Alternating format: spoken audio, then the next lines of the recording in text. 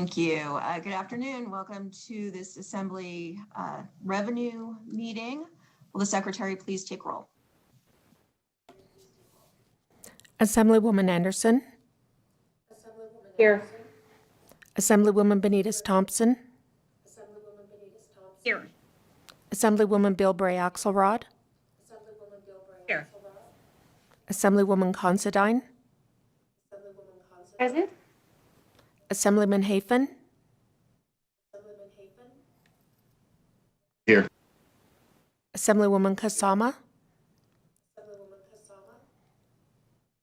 Here. Assemblyman Miller. Present. Assemblyman O'Neill. Here. Assemblyman Ortlicker. Assemblyman Roberts. Here. Assemblyman Yeager. Here. Chair Cohen. I am here. Thank you. Assemblyman Ortlicker is absent, excused, may be joining us later, so please mark him present if he does arrive. Oh, I am getting a really bad echo. Is there okay, thank you. We have a quorum, so we will proceed. I'd like to welcome you all, especially those watching or listening over the internet or to this virtual meeting. Our meetings for the time being will be held in this format only, and they are regularly scheduled for 4 p.m. on Tuesdays and Thursdays. Before we begin, some housekeeping. Members and presenters, please silence your electronic devices. Courtesy and respect in our interactions during the meetings is required. Additionally, courtesy and respect when working with staff before and after the meetings is required. Committee members will be using our laptops and possibly other screens and devices, not only to participate in the meeting, but to view exhibits. Due to that, you may see us looking at different screens. Please don't take that as a sign of inattention or disrespect, as we're just trying to navigate our new reality of virtual committee meetings to a large extent. As a reminder, as stated on our agenda, we'll have public comment, which will occur at the end of the meeting and may be limited in duration. Details on how to participate during public comment are available on Nellis, which you can access on the legislature's website. Before we move forward with our presentations, I want to acknowledge that today is Nevada Tribes Legislative Day, and that per NRS 236038, Nevada is home to 27 tribal nations, bands, and cultures. The Indian Commission is part of the governor's cabinet. And if you're interested in more information, please go to nevadaindiancommission.org. With that, we will move on to our presentations. And for the public, again, you can find the exhibits brought by the presenters on Nellis. And we're going to start with an overview and discussion of economic development programs in Nevada. And that will be presented by Michael Brown, who's the Executive Director of the Governor's Office of Economic Development. We also have some presentations from some of the RDAs. And I think what we'll do is start with Mr. Brown, stop for questions, and then have Mr. Peterson, Mr. Kazmersky, and Mr. Hooper present and go with questions from there. So with that, Mr. Brown, or Director Brown, please go forward.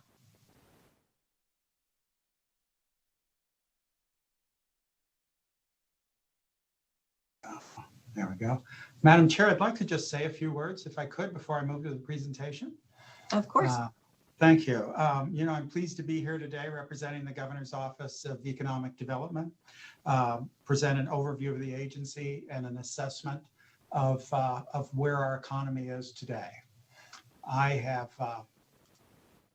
Governor Sisolak named me to lead GOED in November of 2019 after serving the last session as Director of Business. Mr. Brown, yes. I apologize. This is Cindy with Broadcast. On our end, we are only seeing your computer desktop.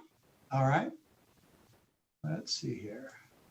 Stop sharing. I'm going to try this once more. Share screen. And be sure to click on the app to share the app itself, not the desktop. All right. All right. Share. Okay. View full screen. How's that? Looking good now. Thank you. All right, great. Well, thank you. So this is my second session as in public life. I was previously the president of Barrick Gold and retired in 2018 and joined the administration then, and pleased to serve the governor and the people in Nevada in this capacity. For the last year, I've been in the GOAD job. It's 60 days after my appointment, the pandemic gripped the world. And I will tell you that for the last year, every resource of GOAD that I could deploy in the relief, response, and recovery to the global pandemic, I have endeavored to do so while preparing for the next normal. Let me just cite a few examples. GOAD, under the leadership of Bob Potts, organized economists from across state government to provide economic information to policymakers and to collect data needed for federal relief programs. GOAD, under the leadership of Chris Sanchez, supported the private sector task force to acquire PPP and stand up manufacturing of PPP here in Nevada. GOAD's communications team was detailed to provide support from the public health response and extra support for the Department of Education. GOAD worked with Switch and the Las Vegas Chamber to establish a business information network that allowed us to cascade real and reliable information in real time all across the business community in this large state. And finally, GOAD partnered with State Treasurers at Conine and Terry Reynolds, the Director of Department of Business and Industry, to design and implement relief programs for small business, disadvantaged businesses, arts and cultural institutions, chambers of commerce, and other nonprofits. With over 60 million committed thus far and a pending request for 50 million, this is the largest small business relief program ever launched in Nevada, and perhaps the largest program of its kind in the United States. A central banker commented that the government is good at bailing out banks, but it's not very good at helping coffee shops. And I think the program that we rolled out, cooperation with the IFC, has helped a lot of coffee shops and hair salons and other businesses in the state. When the 2008-9 Great Recession triggered the financial crisis, while it was severe, it did not lead to structural changes in the economy. But when we look back at the aftermath of the 1918 pandemic— Mr. Brown, Yes. apologies for the interruption. This is Cindy with the broadcast. For some reason on our end, we're only seeing the front cover slide. Have you been switching slides? We're not seeing anything on our end. Okay, now I'm going to get to that in just a second. So. Okay. Okay. We are not seeing it through the station. If you could give us just one moment while we fix that on our end. Okay, thank you.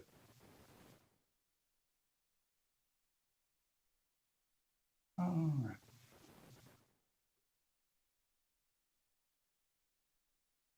The benefits of live TV. Okay. Apologies for that. If you could go ahead and reshare. All right. Share screen.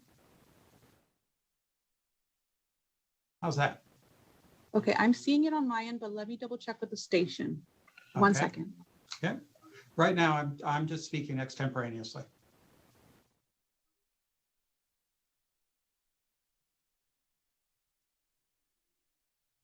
Thank you so much, Mr. Brown. We are able to see it now. Apologies. All right. Terrific. Terrific. So businesses have spent the last year scrambling to adapt to extraordinary circumstances. Now at the start of 2021, it's clear that this is the year of transition. I think looking forward, we will look back at this period and we will define it into pre-pandemic and a post-pandemic economy. The McKinsey consulting firm describes us moving into the next normal to describe the future.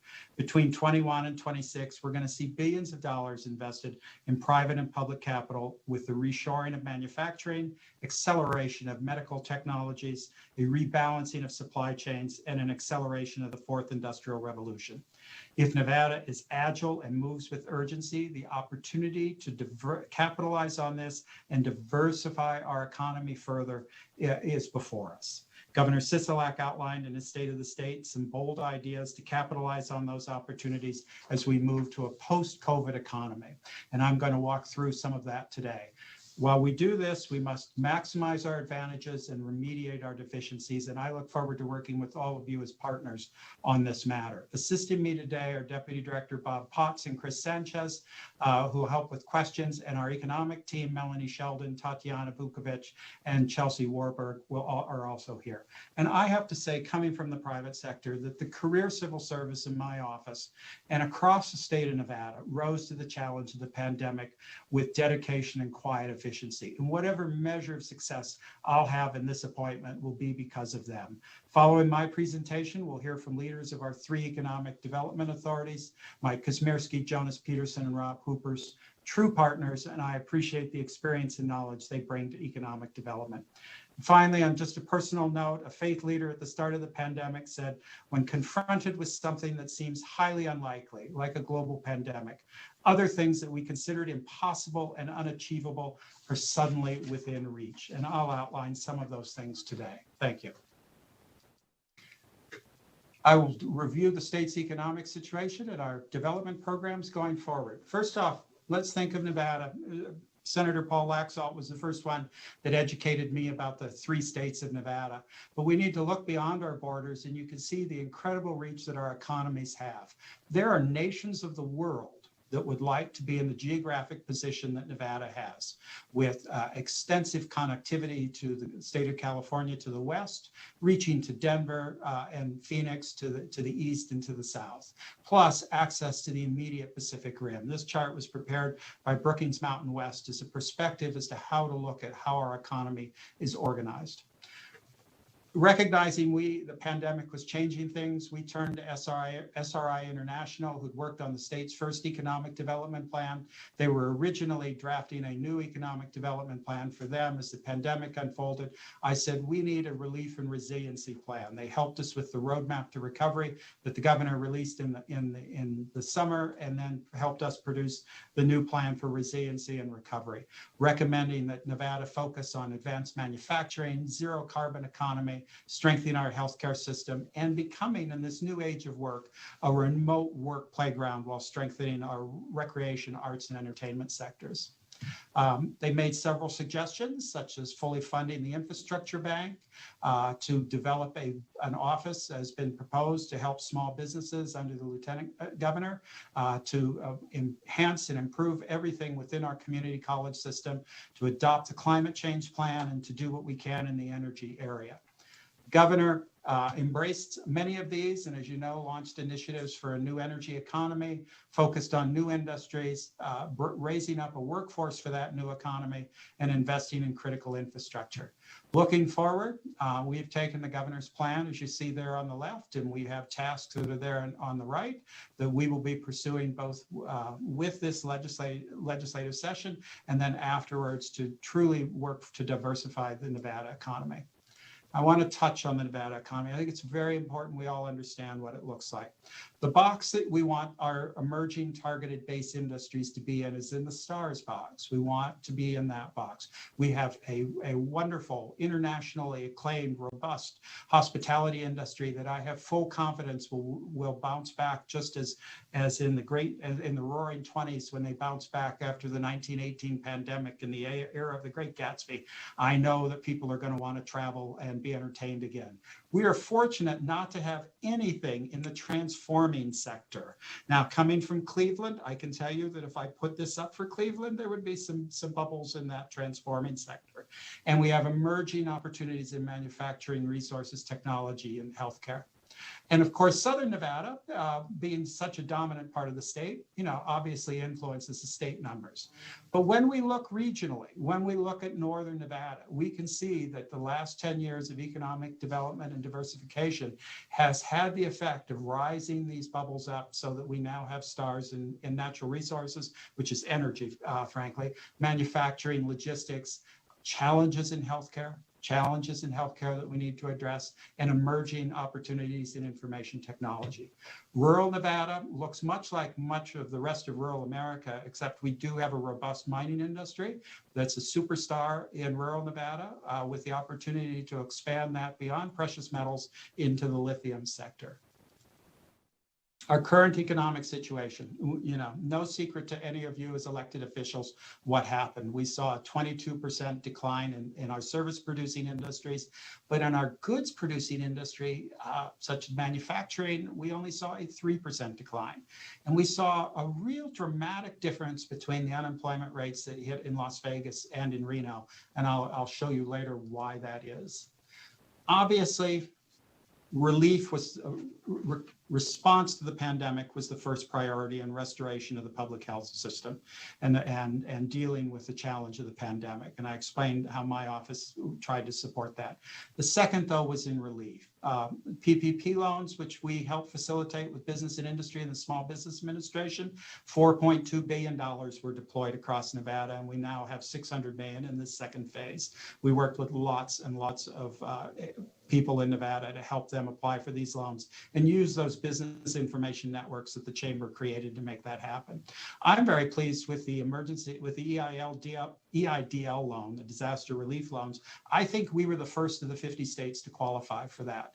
In fact, the governor signed that the evening that he had to make the unfortunate announcement that we were having to shut the strip and shutter many businesses as we rode out the efforts to flatten the curve in April.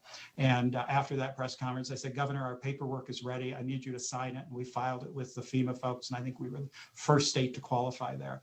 Then we rolled out in July, we had the conceptual idea for a commercial rental assistance program with the support of the IFC and the merger of operations between my office and the state treasurer's office. We rolled that out in October and followed that with the PETS program that you're very familiar with, particularly those that have served on the IFC.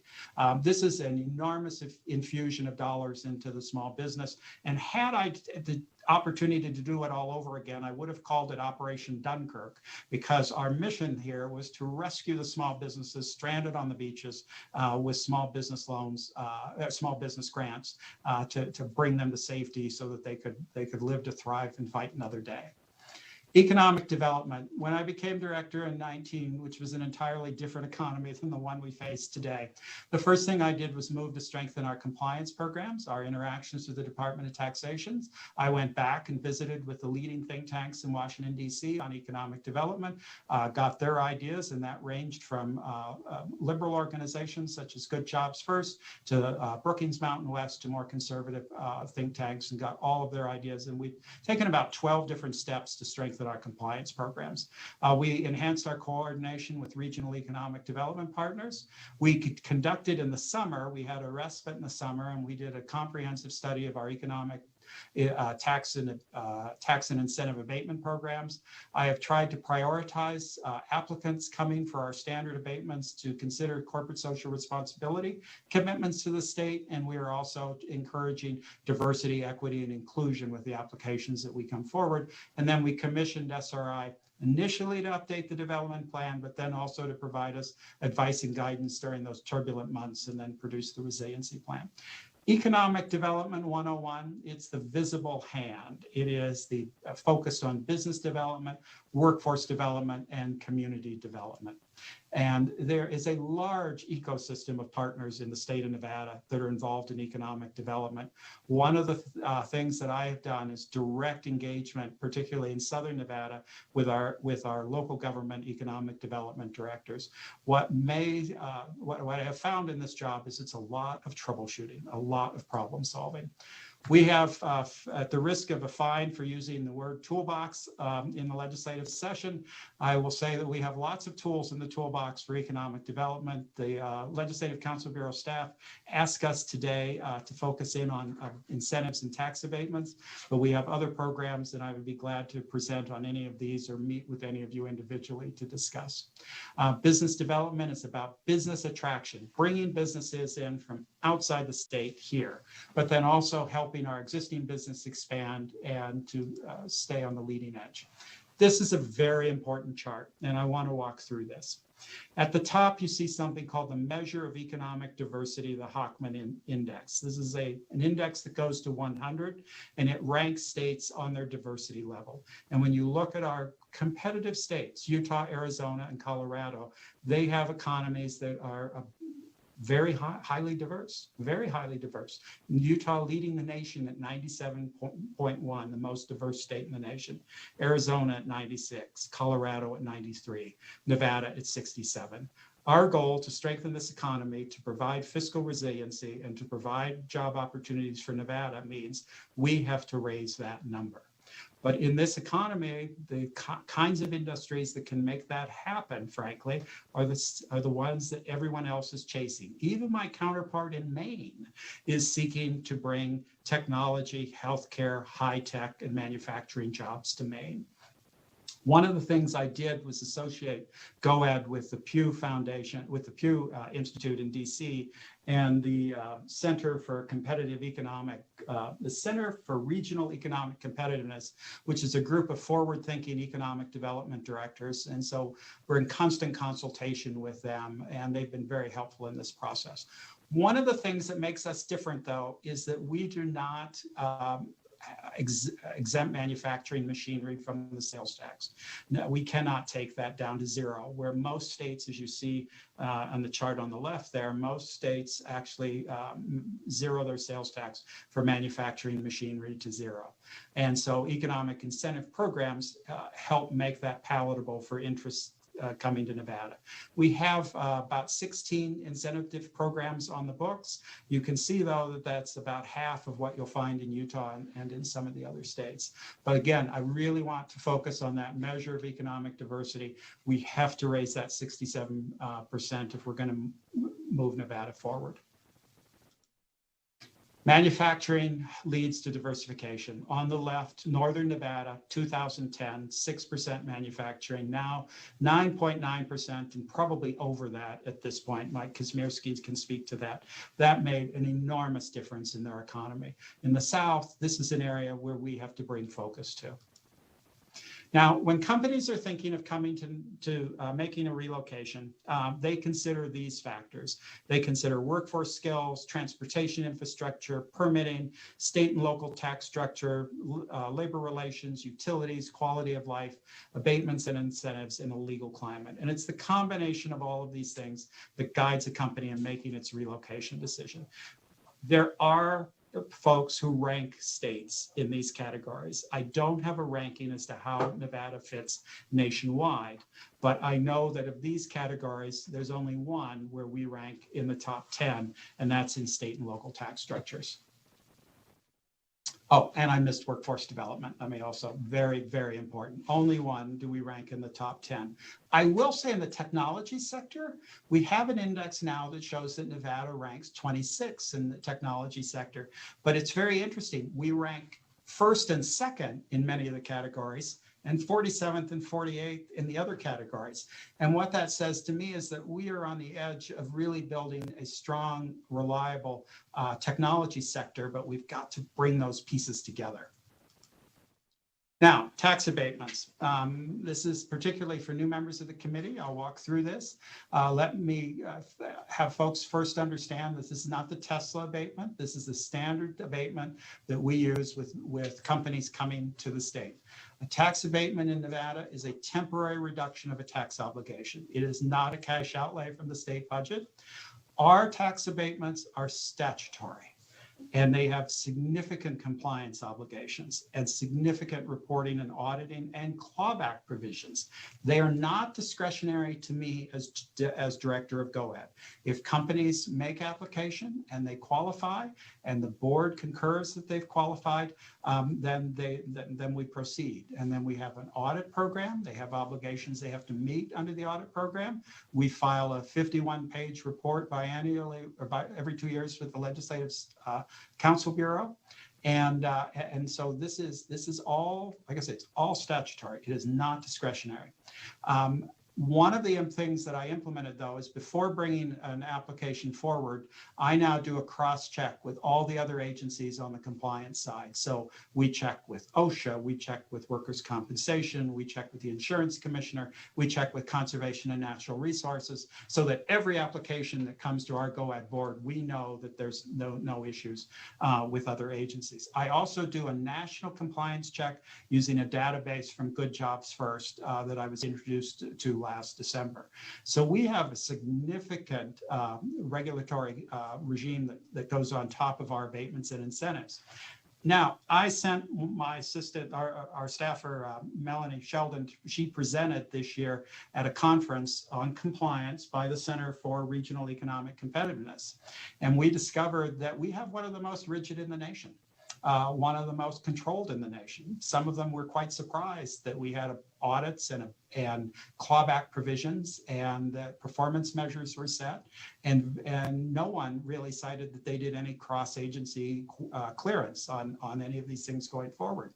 We do not offer cash grants. There were catalyst funds offered in the early days of GoEd, but my understanding is the legislature closed that fund, and those are simply being fulfilled as they exist, fulfilling existing obligations. So this is a very rigid system, and one I think that you can take comfort in, and the people of Nevada, frankly, can take comfort in, and I personally take comfort in.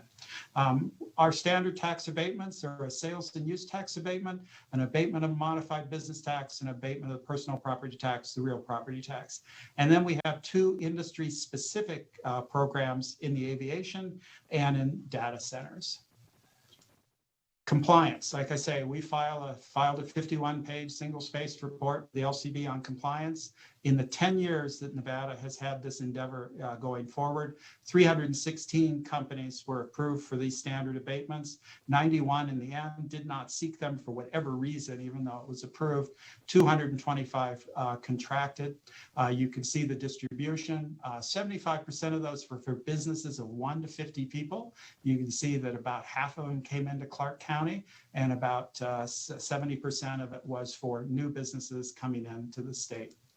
On a compliance rate, in working with the Department of Taxation, we have 86% compliance. The 31 companies that weren't in compliance, we have been able to recapture 84%, which I think leaves about 5 companies that are still out there that we're still working with. This is a very, very high compliance rate, and came as a shock to the colleagues that Melanie visited with at that conference. Standard tax abatements, there have been over the last decade, 339 million in our standard tax abatement category abated. But because we don't abate anything to zero, as these companies are coming here, we are collecting revenue. And on a net basis, we've collected $1.5 billion from this abatement program, or through this business attraction program, with an economic impact of $55.5 billion. Since we last met, we have done one data center abatement under the new provisions from the last session. You can see the numbers there. This was something the governor personally worked on with me, and the company has made a strong commitment to corporate social responsibility, green energy, and minimal water use in Nevada.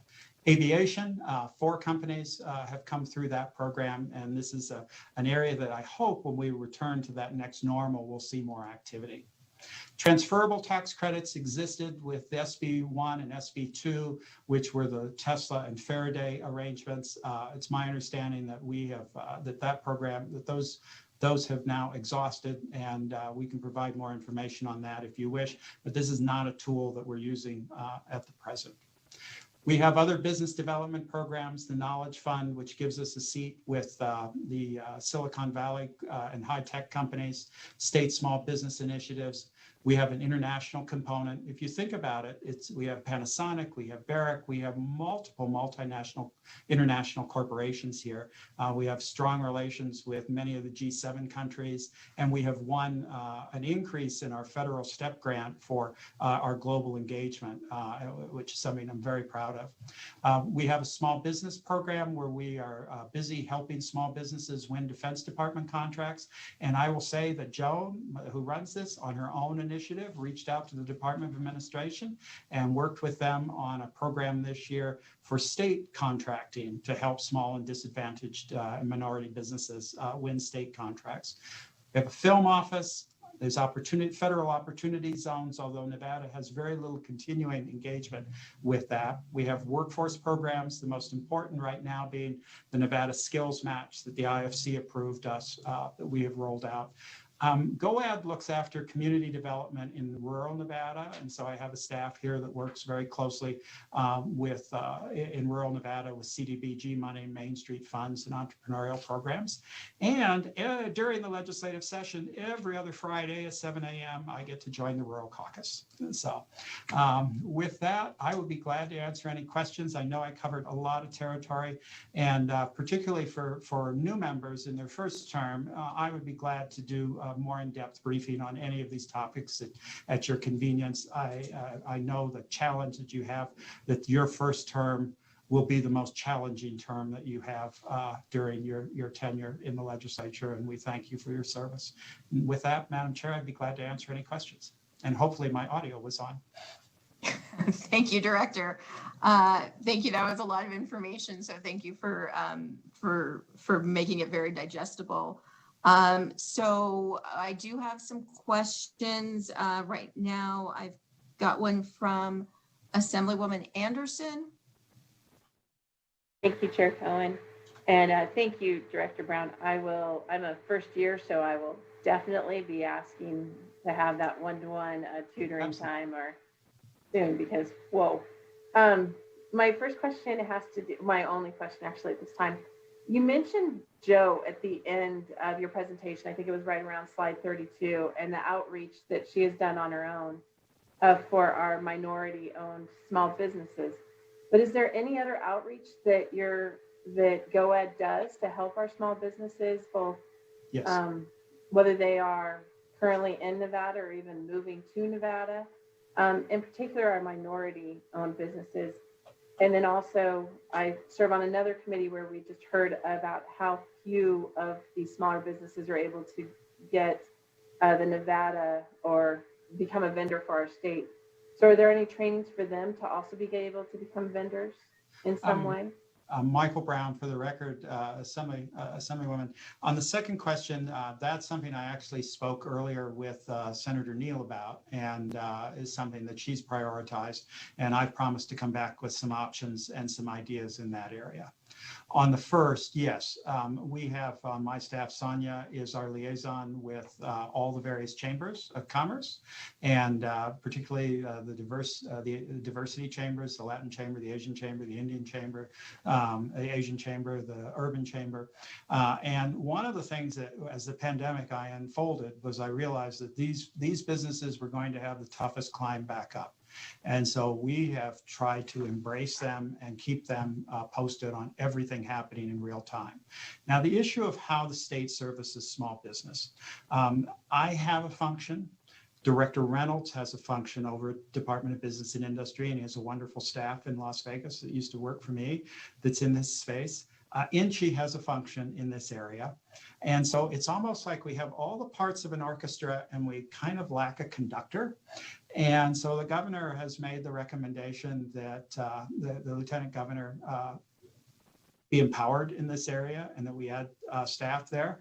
And, we don't have time to sort out lines and boxes. We've got to help small businesses now. There's a lot of people in this space. And so, yes, that's why that legislation is there.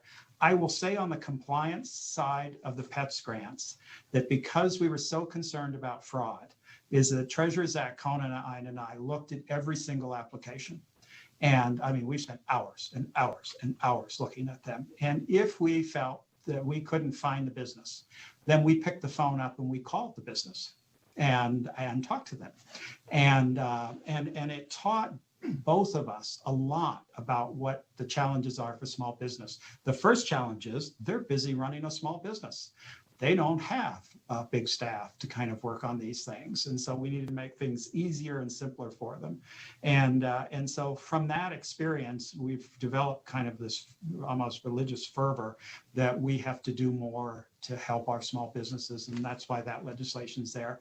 And we're all prepared to work cooperatively in that space. And to your question, I have I am right now. We're doing research on what states are doing in the small business space for minority businesses specifically. And I participated. Harvard had a conference. This is the nice thing about the Zoom technologies is Harvard had a conference, 5 big ideas in inequality, racial wealth gap. And I was able to participate in some of that. So we're shopping right now for some ideas and we'll bring them forward. Thank you so much for that in-depth answer. And just to verify, the outreach is across the state. It's not just in the very specific. Oh, it is across the state. Yes, absolutely. Wonderful. Rural, so much. urban, having worked in the rurals for a long time, the tyranny of distance can be challenging in a big state like Nevada. Thank you for that, Director. We'll move on to a question from Assemblywoman Considine. Thank you, Madam Chair, and thank you, Director Brown. That was a lot of information. And I'm sorry if my question is something that you already covered, but back on slide 21 on the business development environment, the tax abatement, the statutory compliance, you said that there are specific criteria. Is there a list or somewhere to see what that specific criteria includes as far as level of jobs, wages, investment? And if so, can you also tell me how often is that criteria updated? Thank you. Michael Brown, the Director of COED. They have to meet the capital investment and the employment investment commitments that they make for the abatement. And the companies are on, I believe, 2- and 5-year audit cycles. I have Melanie Sheldon on the line here, and I think she could answer that more completely. Yes, thank you, Assemblywoman Considine. Melanie Sheldon for the record. It is NRS 36750 that outlines the criteria. It has been continually tweaked to every legislative session since 2011. And companies are on an audit cycle of 2 and 5 years unless they're aviation or data center, and then that's 2, 5, 8, and 10 years. Thank you. And just for a quick follow-up, so the specifics of all of these areas will be in that NRS? Absolutely. And I'd be happy to also send you a sort of a high-level overview. We do a one-pager that we offer to companies as well. But yes, the specifics are NRS 36750. Thank you. Thank you. I Yes, appreciate that. and if Michael Brown, if I could add to that, we sat down with the operations staff at the Department of Taxation, the audit staff, and I said to them, what do we need to do on our end to make your job easier, and more complete? And so we've made a few changes with the contractual arrangements going forward so that, they've now had an experience curve of 10 years. And I personally believe that, if you're going to engage with the government, you have an obligation to meet a very high standard of compliance. And so I've sat with the auditors themselves and said, how do we make this the tightest, most robust program we can in the United States? We will also send you, Assemblywoman, the complete report that we filed with LCB so that you have that. Thank you. Thank you. And Director, if you can to the rest of the committee as well, or send it to me and I'll make sure that everyone gets it. We appreciate that. Madam Chair, I think we officially filed it today, but we'll resend it just in case. Okay, thank you. With that, I had a couple of questions, not seeing others. So can you explain to us a little more about the clawbacks? What do you do to ensure that there's going to be some clawback if it comes to that? Yeah, Melanie, can you address that, please, for the committee? Yes, absolutely. So, Chair Cohen, this is Melanie Sheldon for the record. So the Department of Taxation actually undertakes those audits. When a company enters into an abatement agreement with us, we actually outline those recapture and audit provisions in that abatement agreement. And that's then signed by the company and also countersigned by us. So they're aware of their obligations and also of our obligations. And the Department of Taxation keeps a running list of the effective date of the contract and 2 years post as to when they will undertake those audits. And then they will audit those companies to the statutory requirements. And if a company does not meet the statutory requirements as outlined in NRS 36750, they would be deemed non-compliant, and they would be billed for all tax abatements they had received with interest. Thank you for that. But how do we know that they're going to get the bill and they're going to have the funds to pay the bill is what I'm getting at, where they're not holding anything in trust or anything like that. So yeah, how do we know we can recapture those funds? Chair Cohen and Melanie Sheldon for the record. We don't actually know for sure that we can, but we do know that this is an unforgivable debt. So if a company does owe money on these tax abatements, it's not something that the tax department would give up chasing. And I do believe that's why out of all the 31 companies that have been non-compliant, we've only had 5 that the bills are still being chased up on. 3 of those have just received their bill. So they're still probably in the very early stages. And 2 of those are a little more aged and are being chased up on. Madam Chair, if it would please the committee, we could get a status report on those specifically and provide it to you. Okay, thank you. Also, you gave us a lot of information about manufacturing, and I'm just wondering if you can go into that a little more. What kind of manufacturing? You went through some of the manufacturing we have, but is there, a specific type of manufacturing where you think it would be, this is where we should be going, or any manufacturing right now would be a good thing for the state? Well, let me speak from the macro level, and then maybe we could talk about the success we've had in Henderson. Michael Brown, again, for the record, is that what we're seeing right now we're getting inquiries from companies that are saying, look, we had a just-in-time inventory system, and with the rise in e-commerce, we discovered that, we didn't have the capacity to kind of ship from where we were shipping things from or where we were producing things. And we need to spread this across the United States, and we need to put things into multiple time zones. We are also getting inquiries from companies that are looking for they're in California, and they've decided that for whatever reason, they are looking to move into the central part of the United States. And so they're looking in Nevada, looking in Utah, Arizona, looking to some in Texas. And so those are those kind of the inquiries that we're getting right now. We're looking into advanced manufacturing. We've had the Haas Corporation come to Henderson there, which is a significant commitment of advanced manufacturing in the state. It's one of the reasons, the interest in manufacturing is also one of the reasons that the governor has prioritized support for the engineering school at UNLV, because it's, having that school becomes like the Lego blocks. Manufacturing produces, and Mike Kosmierski can probably address this even more solidly. Manufacturing produces value-added jobs. They have very deep supply chains, very extensive supply chains, and limited environmental externalities. And the manufacturers we're talking to have great interest right now in green energy, and this is an area where Nevada has an advantage. Where I'm struggling right now, particularly in southern Nevada, is the available industrial park space for those kinds of facilities and campuses.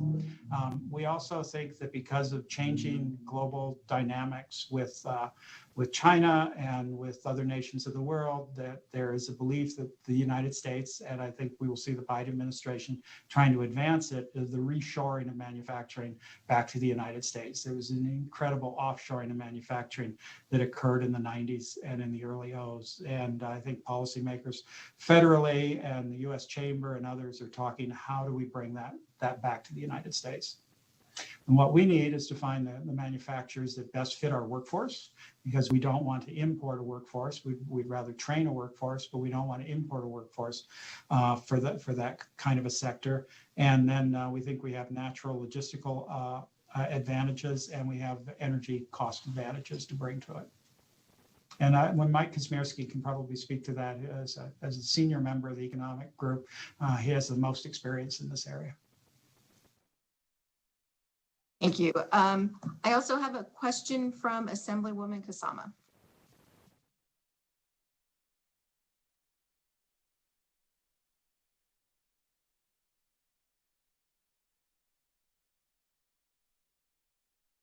There you go. Can you hear me? Yes. Yes. now we can. Assemblywoman Heidi Kasama, District 2.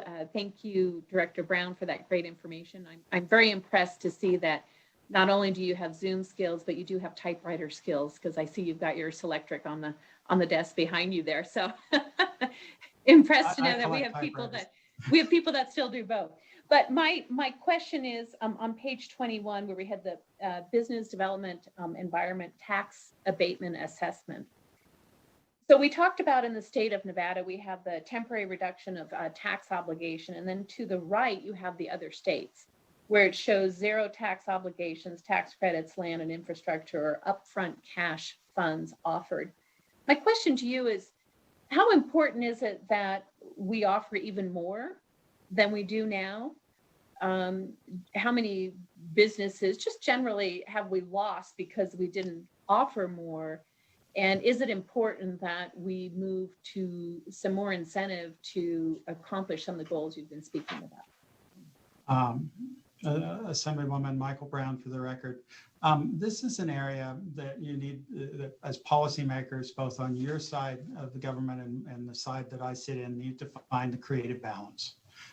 Because we have fiscal obligations that we need to provide for the state. We need to make sure that the deals that are coming here are good for the state of Nevada. Several of these states have corporate and personal income taxes. And so they're able to offer incentives on their corporate income tax that they then get repaid with on their personal income tax. Because if you have a company come in to, let's say, to Utah, and they provide corporate income tax incentives, and that company then hires up a workforce of 200 folks who start paying substantial income taxes, one is offsetting the other. And that's not the situation we have here. So we have a conservative program that matches the fiscal system that we have. Prior to the pandemic, the leading thinkers in this area were advocating for workforce grants, workforce partnerships, community college partnerships, that if you wanted to help, let's say, a disadvantaged community, try to partner the company up with a workforce grant. That was prior to the pandemic and the fiscal crisis that's been created because of the economic crisis. And regretfully, funds are scarce for grant programs these days. And so the literature would actually suggest that we should be looking on the grant side of things. But as Donald Rumsfeld once said, you go to war with the army you have. And this is the program I have and what I'm trying to do with it. Thank you. Assemblyman O'Neill.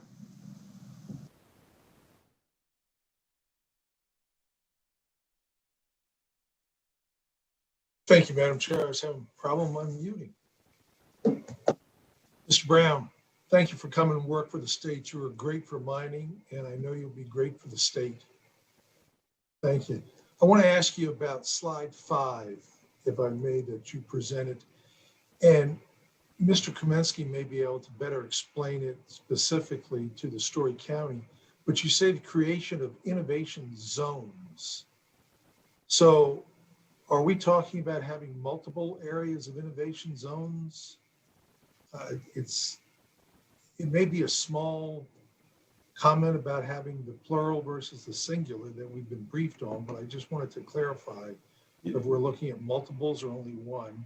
And then can you give a brief presentation on why they can't work within Story County government as it is? Thank you, Assemblyman Michael Brown, for the record. Innovation zone versus zones, that could be a typo. We should have done it on the IBM Selectric, maybe. I hadn't never really thought about it that way.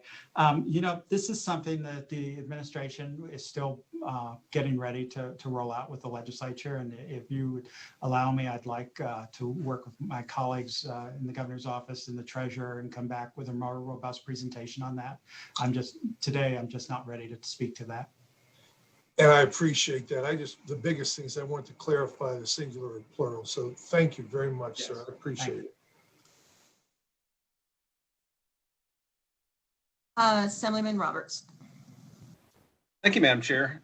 So Director, curious how, the federal lands bill is, there's several proponents of that. I'm just curious how that might help your efforts with GOED and state diversity.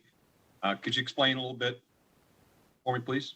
Thank you, Mr. Roberts. And I think, Mr. Roberts, you and I did the last public event before the pandemic unfolded. That one day we were at the chamber. I think it was the last public event that I did before we had to sequester and quarantine.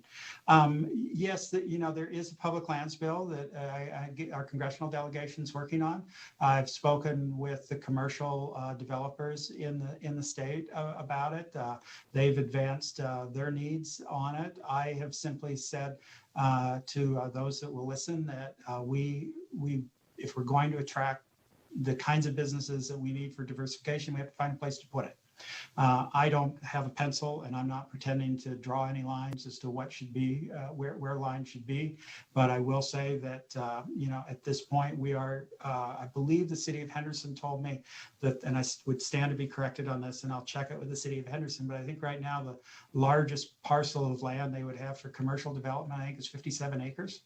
And yet if someone comes to me and needs a parcel of 225 acres, what can we do about that? The other thing we're trying to do right now also is work with the BLM because little things like getting power lines and easements in place for the lands we do have also has to be addressed. And so, like I said, I'm discovering this job is a lot of troubleshooting, but I am in touch with folks that are working on that. But I'm not in the line drawing business. I leave that to others. Thank you. I applaud you for working on it. I mean, it's an important issue. I mean, we're in Southern Nevada, and Northern Nevada is getting that way in some of our more urban areas. And so I just wanted to hear your thoughts on it and your efforts. And thank you, Madam Chair, for the question. You're welcome. Actually, that did bring up, talking about public lands did kind of bring me back to one of my questions. And you touched on this as well, outdoor recreation. Can you give us a little more information on what GOED is doing with outdoor recreation? Because it's such an important industry for us in the state. And we saw that, we've heard from other presenters in other committees about how, and in this one, I think actually, how well it's doing for the state throughout the pandemic. And so if you could just touch on that. Thank you, Madam Chair and members of the committee. I got appointed as GOED director. I actually sit on the Outdoor Recreation Commission, which has started to have its meetings under our new executive director. It's over in the Department of Conservation and Natural Resources. And I guess one of the things, coming up in the private sector, I realized how many silos there were in state government. And one of the first silos I broke down was we now have a monthly meeting of just the three directors of GOED, Office of Energy, and Conservation and Natural Resources. And outdoor recreation, obviously, is very important to all of that, as is our rural tourism business. And so what we're finding, particularly in the north right now, but also in the south, is folks are coming over, and the state demographer, I believe, has statistics that's showing the age groups that are coming over from California. And once they get over here, they're discovering that in Las Vegas, there is a robust life off the strip. And in Northern Nevada, they're now on the other side of those mountains that they could possibly enjoy from the San Francisco side of it. And so most of my progressive offices around the West, in Utah and in Colorado particularly, have prioritized outdoor recreation. We've been thinking, and I have a staff person working on some ideas on what we can do in the area of business of attracting, as a place to live and enjoy and recreate here. And however, there are resource issues in this area. I'm from Ohio. I once worked in the Ohio House of Representatives, so I still read the Ohio papers. And over the weekend, I read that the governor of Ohio has allocated $50 million to a marketing campaign encouraging people on the East Coast to move to Ohio. That's a substantial amount of money for a marketing campaign. So, we're resource constrained in this period of fiscal austerity, but it's certainly an area where I try to give as much support as I can. Thank you. I appreciate that. One of my favorite little nuggets from 2017 was how when the Utah legislature some votes about Bears Ears, they lost the outdoor recreation convention that was, I think, bringing in 30 million a year for them. And it was a direct result of that vote that they took on Bears Ears that they didn't even have control over. With that, Majority Leader, I'm sorry, do you have a question? I do. Thank you, Just go Chair. ahead. Thank you so much, Mr. Brown, for the presentation. And I know you have been working so hard to really change the tone and tenure of the office, and the accountability measures are important and valued. And I think that you've made some great strides in that. The PETS program, I make sure that the committees know that you were not just, that you were absolutely serious when you said that when you got applications, yourself and the treasurer were physically calling businesses to make sure that they indeed were viable entities. Because we have so many shell entities in the state, and because we don't have regular type of filings like other businesses do, it was really hard to know what's a real entity, and put in some really safeguards, such as, for example, making sure that people who qualify to pay the commerce tax didn't qualify for those dollars. And we know that nationally we saw a lot of outrage from the public when they saw very profitable companies being able to take advantage of loans, and then the smaller businesses they didn't have enough lawyers and lobbyists to get the loans themselves. And so from the get-go, we said, we're not going to let that happen. We're going to make sure these dollars get to small businesses. So as I'm looking at the slide, I just had a couple observations. So one, I'm incredibly intrigued by a term that I've never heard before. I imagine we'll have conversations on it going forward, but this on page 4, the establishment of a sovereign wealth fund. And so I guess, look forward to conversations about what a sovereign wealth fund is and what it means to establish one. Something that I thought that would be remiss if we didn't point out that is the most interesting is on slide 19. The title is Manufacturing Leads to Diversification. And I know we talked about this before, but for the committee, the biggest law, if you look at the trends from 2010 to 2019, Northern Nevada or Southern Nevada, is the how much government has shrunk, right? That you look at the number of people employed in government in Northern Nevada in 2010, 17%, dropped 5%, and then it dropped as well in Southern Nevada. And I think that's interesting because as we talk about economic development, and like you said, the state's first and primary role is to provide services to people. And we have, child welfare, and we have a judicial system to fund. We have health and human services to fund, and education to fund. And I think it's always interesting to me to talk about, how we generate this revenue, but specifically how we capture it too as a state. And it kind of begs the question of that as economy at times, because we are not always, I think, as mindful as we could be to make sure that we're always able to grow government efficiency, so that we are an attractive place for businesses to come and to live. And once again, in this budget, as we all know, because we have fewer resources, the number one strategy is not to fill positions. And so once again, we'll see the size of government shrink again. There will be some people that applaud that until they have to stand in a really long line at DMV. But otherwise, I thank you for the presentation. Look forward to all the work we're going to do together this session. Matt, thank you, Leader, and thank you, Madam Chair. The SRI report, I realized that, this was a historic moment. It wasn't the moment I ever expected to confront in life. And I turned to the team at SRI and Brookings Mountain West and to John Restrepo, and I said, I need big ideas. Now, we may not pick up all those ideas, and there's obviously, I have lost, but we need to put the ideas out for people to consider what's politically possible, what fits Nevada. Sovereign Wealth Fund was one of the things that SRI recommended. May not be this session, may not be next session, but it was something that we at least wanted to flag for policymakers to know they exist and they are emerging trend. And I would not hesitate at all if the committee wishes. I could have SRI testify, since we have this wonderful technology that no longer involves a 3-day trip from the East Coast to Reno to testify. We could go in more depths if you wish. But right now we're focused on what the governor laid out in the state of the state, and that's what I'm going to be driving forward with the implementation slide that you saw with that. And I will endeavor to produce a little bit more on manufacturing for you. And like I say, Mike Kazmierski and Rob Hooper have great experience in this area. They're up next. Thank you. Thank you.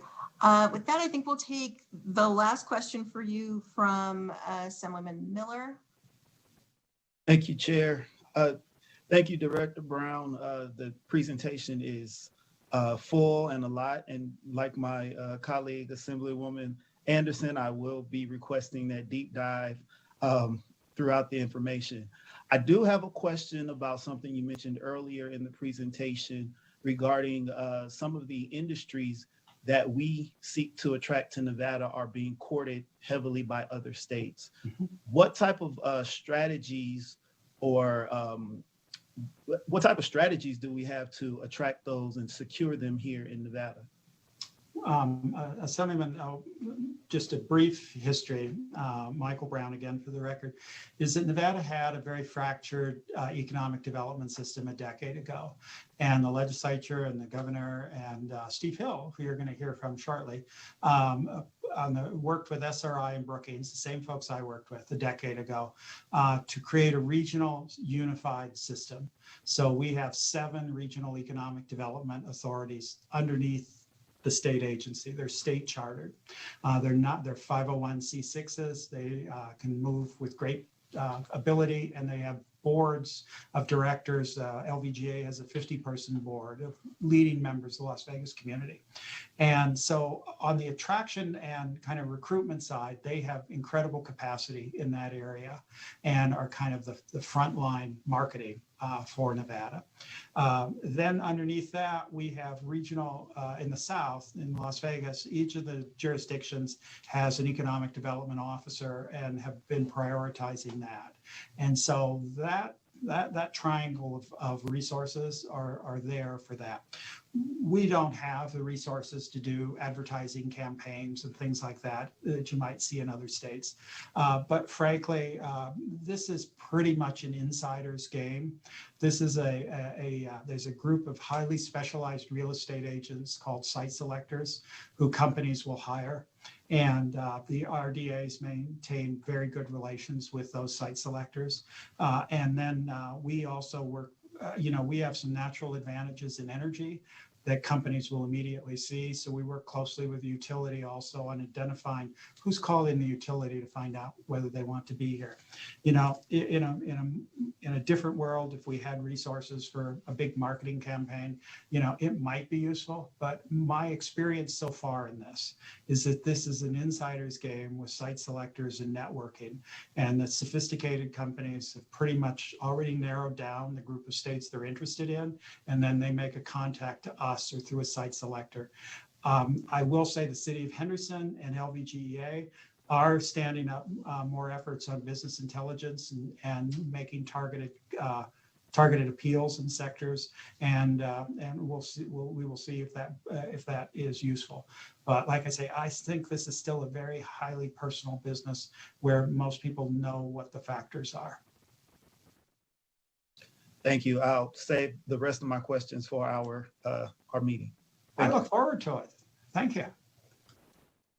Thank you. And we certainly appreciate your willingness to have the meetings and come and explain in more detail to us. But with that, I think we're going to move on to Presidents Peterson, Kazmierski, and Hooper. Gentlemen, I think we have Mr. Kazmierski down first, but whichever order you'd like to go in.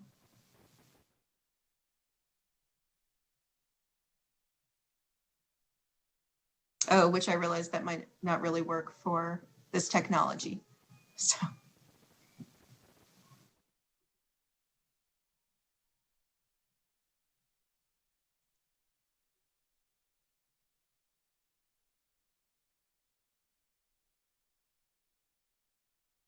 I'm happy to jump in and go first.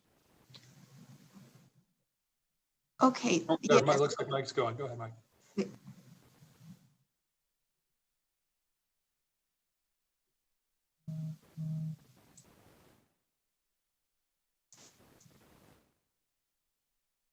Thank you. Please go ahead, Mr. Kazmersky.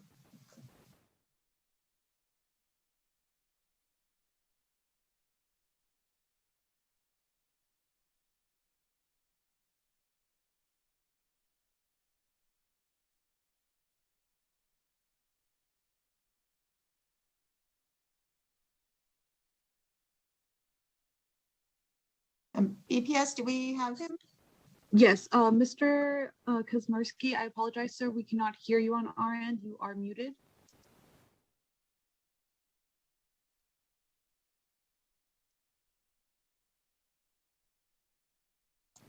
Can you hear me now?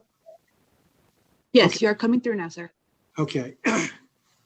Again, Mike Kazmersky with EDON, and a special thanks to Director Brown and his team. We can't do our job without the support of the state overall, and under Michael Brown's leadership and the team there, it's made our job tremendously easier, and that leadership and work with the legislature allows us to do a lot more. So working as a team makes a big deal, working with the RDAs together as well. So I want to thank all the people involved in that. I'm going to get through this fairly quickly because I know we're running late, and I would be happy to meet with any of you one-on-one as necessary to give you more details. First of all, you know this already, but I do want to highlight the fact that we are a nonprofit. Most of our funding comes from private investors. We get significant funding, though, from the state and local governments as well. Our area of responsibility is really, or EDON, Economic Development Authority of Western Nevada, the metro area, Reno Sparks out to Fernley, including the industrial park. Obviously, this year has been kind of crazy, but despite that, we've been up here in the north, have got some pretty incredible rankings. Area Development ranked us #1 MSA for job growth and #3 for economic strength. Part of the reason is we've worked aggressively to diversify our economy over the last 10 years. You can see up until about 2015, our unemployment rate was essentially identical to Vegas. And during that period, we'd actually brought in about 40 manufacturing companies as they ramped up between manufacturing technology and some of the other companies we've been able to bring into the region. We started to, you can see a small diversion in the unemployment rate. We were having better numbers on unemployment, but you can see the recession was really the stress test for economic diversity. And the economy that we had before essentially mirrors the gaming and tourism economy of Vegas, whereas because we were diversified, our jump in unemployment was significantly less and continues to be less. In fact, we're almost a point below the national average, which means the people up here are working. Manufacturers are working, technology workers are working from home, e-commerce has exploded, they're working. All those people working are spending money. So our revenue, which is hard to believe a year into the pandemic, is actually higher this year from a combined sales and use tax than it was last year. Even our gaming, when they're at 25% capacity, is essentially where it was last year once they reopened. And again, part of that is our employees here, our citizens up here have jobs, they're working, other than certain sectors. Obviously, small business is affected. There's some retail affected, but generally speaking, the bulk of our workers are at work. And since they're not traveling, they decide to go to the casinos and have some fun, I guess, because our numbers are not that bad. Our strategic plan focuses on 3 areas: attracting great companies, keeping them here, helping them grow, and entrepreneurial and startup growth or organic growth. And keeping them here, starting them grow is really important, and we've worked very aggressively to support them through the pandemic. Workforce development is the key to success, both near-term and long-term, and community development is something that the entire plan is based on. Our success over the last year, again, this is an entire year of pandemic, over 2,000 jobs, average wage over 58,000. So far this year, in this calendar year, we're up over 70,000. And you can see corporate headquarters are something we target. Logistics, distribution, manufacturing, and technology are the bulk of the companies coming here. And these are the companies we're getting ready to announce. No surprise that most of them are from California. A lot of corporate travel has been shut down. So we got a lot of dry traffic. In fact, we just had prospect visits in here today.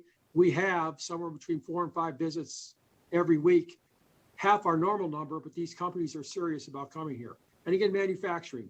It's an area we targeted aggressively 9 years ago. We had almost no manufacturing here at the time. We're now up over 100 manufacturing companies. Everyone wants to talk about Tesla. That's just one of many.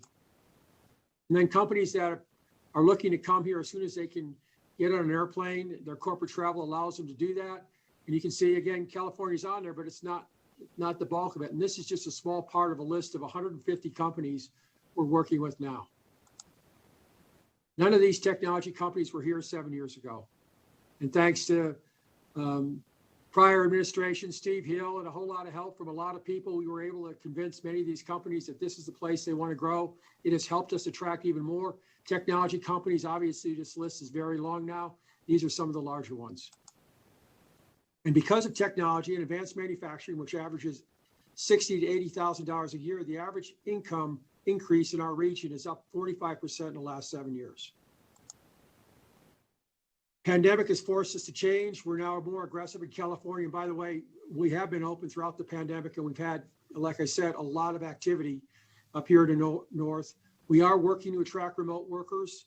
That talent in the region is good for our economy overall, but reskilling those workers that have been displaced because of the pandemic that may not have a job to go back to is something we're really focused on.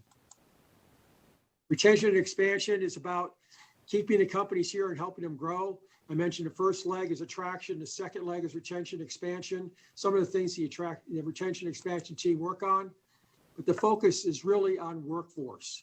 What do the employers need, not just today, but in 5 years? And how do we connect that ecosystem, the education pipeline, attracting talent, and upskilling incumbent workers? And clearly the jobs of the future are not the jobs we have now.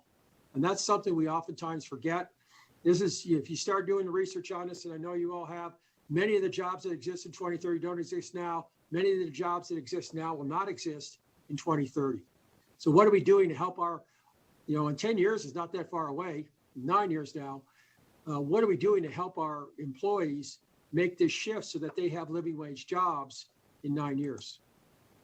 It's about skills. Here are some of the areas that will lose many of the workers they have now. How are we helping them upskill? And that's where workforce development is more important than ever.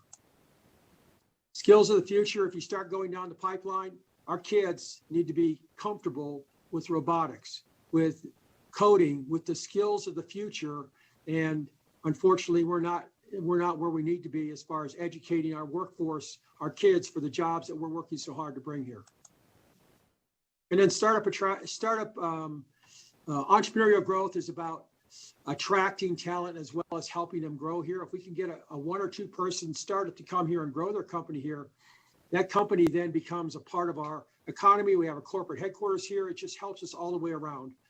You look at 30 new companies on the entrepreneurial side, only 139 jobs. So these are tiny companies. We talk small companies, but these are technology companies. These are innovative companies. These are companies that will create those jobs for the 2030 workforce. We help the ecosystem grow. Our team for entrepreneurial development is as large as our attraction team. We believe organic growth is the key to sustainability and quality jobs. Investment growth, we help them we actually set up a Reno seed fund. We got investors and we invest in these companies so that they don't have to go somewhere else to grow their company. And then goals on the entrepreneurial side: grow companies, connect companies. We work an ecosystem and then help fund them. And finally, I close with challenges. I mean, we all are, somewhat obsessed with the pandemic, but the pandemic will pass, and our preparation now will help us come out of the pandemic much better. Workforce, education, and homelessness are the 3 we list as our priorities. Our housing prices are unbelievable, and it's really no excuse. We have not built enough housing. There's a lot of reasons for it. Our growth continues and our housing production is not keeping up. Here's a good example. We were building more houses in 2001 than we're building now. And our economy now and our population now is a third larger. And most of what we're building now is multifamily. Most of what we were building then was single family. We just haven't figured this out. Our permits pulled so far this year are less than they were the last 5 years. So it tells me this is the pipeline for housing. We're going to have fewer houses next year than we plan to have now, well below that purple line at the top, which was the 2005 number. Permits pulled predict the number of housing units will be available in the next year or two. These are things we've talked about. We've got a land spill up here as well. We need to open up some land for housing. Land availability is one of the key reasons why our housing is becoming so unaffordable. And of course, more multifamily zoning and things that could help us. Affordable housing is really the key. People now with a $50,000 a year job cannot buy a house. And then finally, education. I mentioned workforce, skills of the future and what we need with our kids. This is a pretty sad report card for the state. Funding for education. We are, I like to say if my kid brought this report card home, we'd have a serious talking to. Maybe it's time the state does the same thing. We talk about, oh yeah, we're giving them all this money to, how do I go back? We're giving all this money to our education in these tough times. And yes, that's true. This is Washington County School District funding. You see the blue line, it's actually going up.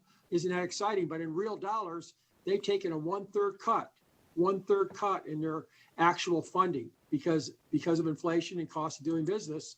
And what does that mean in our district up here? A lot of teachers have been laid off. Textbooks that are obsolete that our kids are forced to use in classroom size that really is one of the largest in the nation. This is not the way we build a workforce of the future. And oh, by the way, this is a science book that our sixth graders are using that's 21 years old. You think science might have changed a little in 21 years?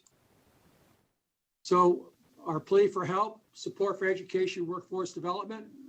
The reset upon sale for legislation will help our schools on the funding and local government on the funding. Our tax system, as you know, is seriously flawed, but the fact that we're the only state in the nation that allows our real estate to depreciate is not the best way to fund our education system. Support for entrepreneurs, affordable housing, and then just a reminder that the RDAs do need support. For every state dollar, we match it with 4 local. So with that, I would offer up any questions you might have. Thank you, President Kuzwersky. Really important information and reminders for us. I do have one question so far from Woman Anderson. Good evening, Mr. Kazmierski. It's always nice to see you. A very quick question when it comes to the housing, as well as to an extent the education. Are these two data points items that businesses look at when they're considering moving to the Washington County Truckee Meadows area from your private discussions with them? Or is there any sort of information about companies that make the decision not to come to the Truckee Meadows as to some items as to why they make these decisions that you might be able to share with us? You're exactly right, Mike Kazmierski, for the record. There is no doubt that we have lost companies in the last 6 months because of our housing prices. They come in, they're paying good wages. We target $30 an hour as our target for companies. At $30 an hour, that's $60,000 a year. If you don't have both wage earners earning $60,000 a year, you cannot afford a house, and you can't even find an apartment anymore or a condo because of availability is so lean. So we have lost projects because of our housing prices. And on the education side, I can tell you that is a constant struggle to be able to talk about, okay, they're coming in here, they're investing hundreds of millions of dollars, the life of the company, are we going to have the workers they need to succeed? And so we have to help through that process, explain what we're doing with the K through 12 system, help our upskilling programs at the community college perspective, and we will lose projects that don't think we can meet the demand. In fact, most people would recognize that Tesla's expansion was limited by available workforce and talent in this region. Thank you. And then I do have a not related to this question, but still also for you. Do you see a large amount of companies being started by our graduates from either the Truckee Meadows Community College or University of Nevada located in Reno, or even UNLV moving to the Washoe County area? Or is it mostly companies that are coming in that are already, are there many startups, I guess is what I'm asking. Most of our startups are local. Some are out of the university. It's amazing. You bring a Tesla employee in here and their spouse or partner want to start a company. So the beauty of attracting talent is it oftentimes leads to second and third order effects for entrepreneurial growth, and especially if they're in the technology sector. So we see both. We attract some, but the majority of the startups we're helping grow here are really from this region. Thank you. Thank you. I don't see any other questions for Mr. Kazmersky. Okay. Thank you. Thank you for that information. And that we will move on to, I think, Mr. Pearson.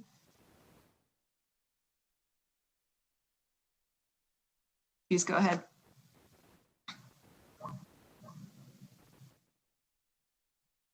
Very good. Can you see my presentation?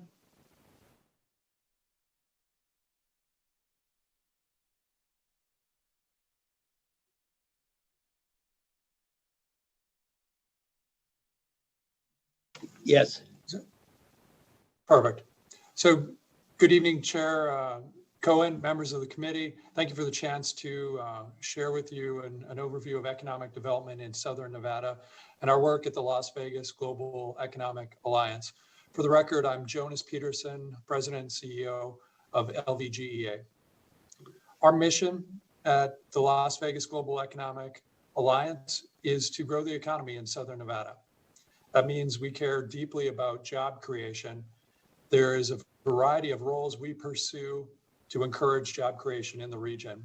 Top of the list is getting a wide variety of partners to move forward on a common strategy. Right now, we're updating our target industries where we focus our efforts in Southern Nevada.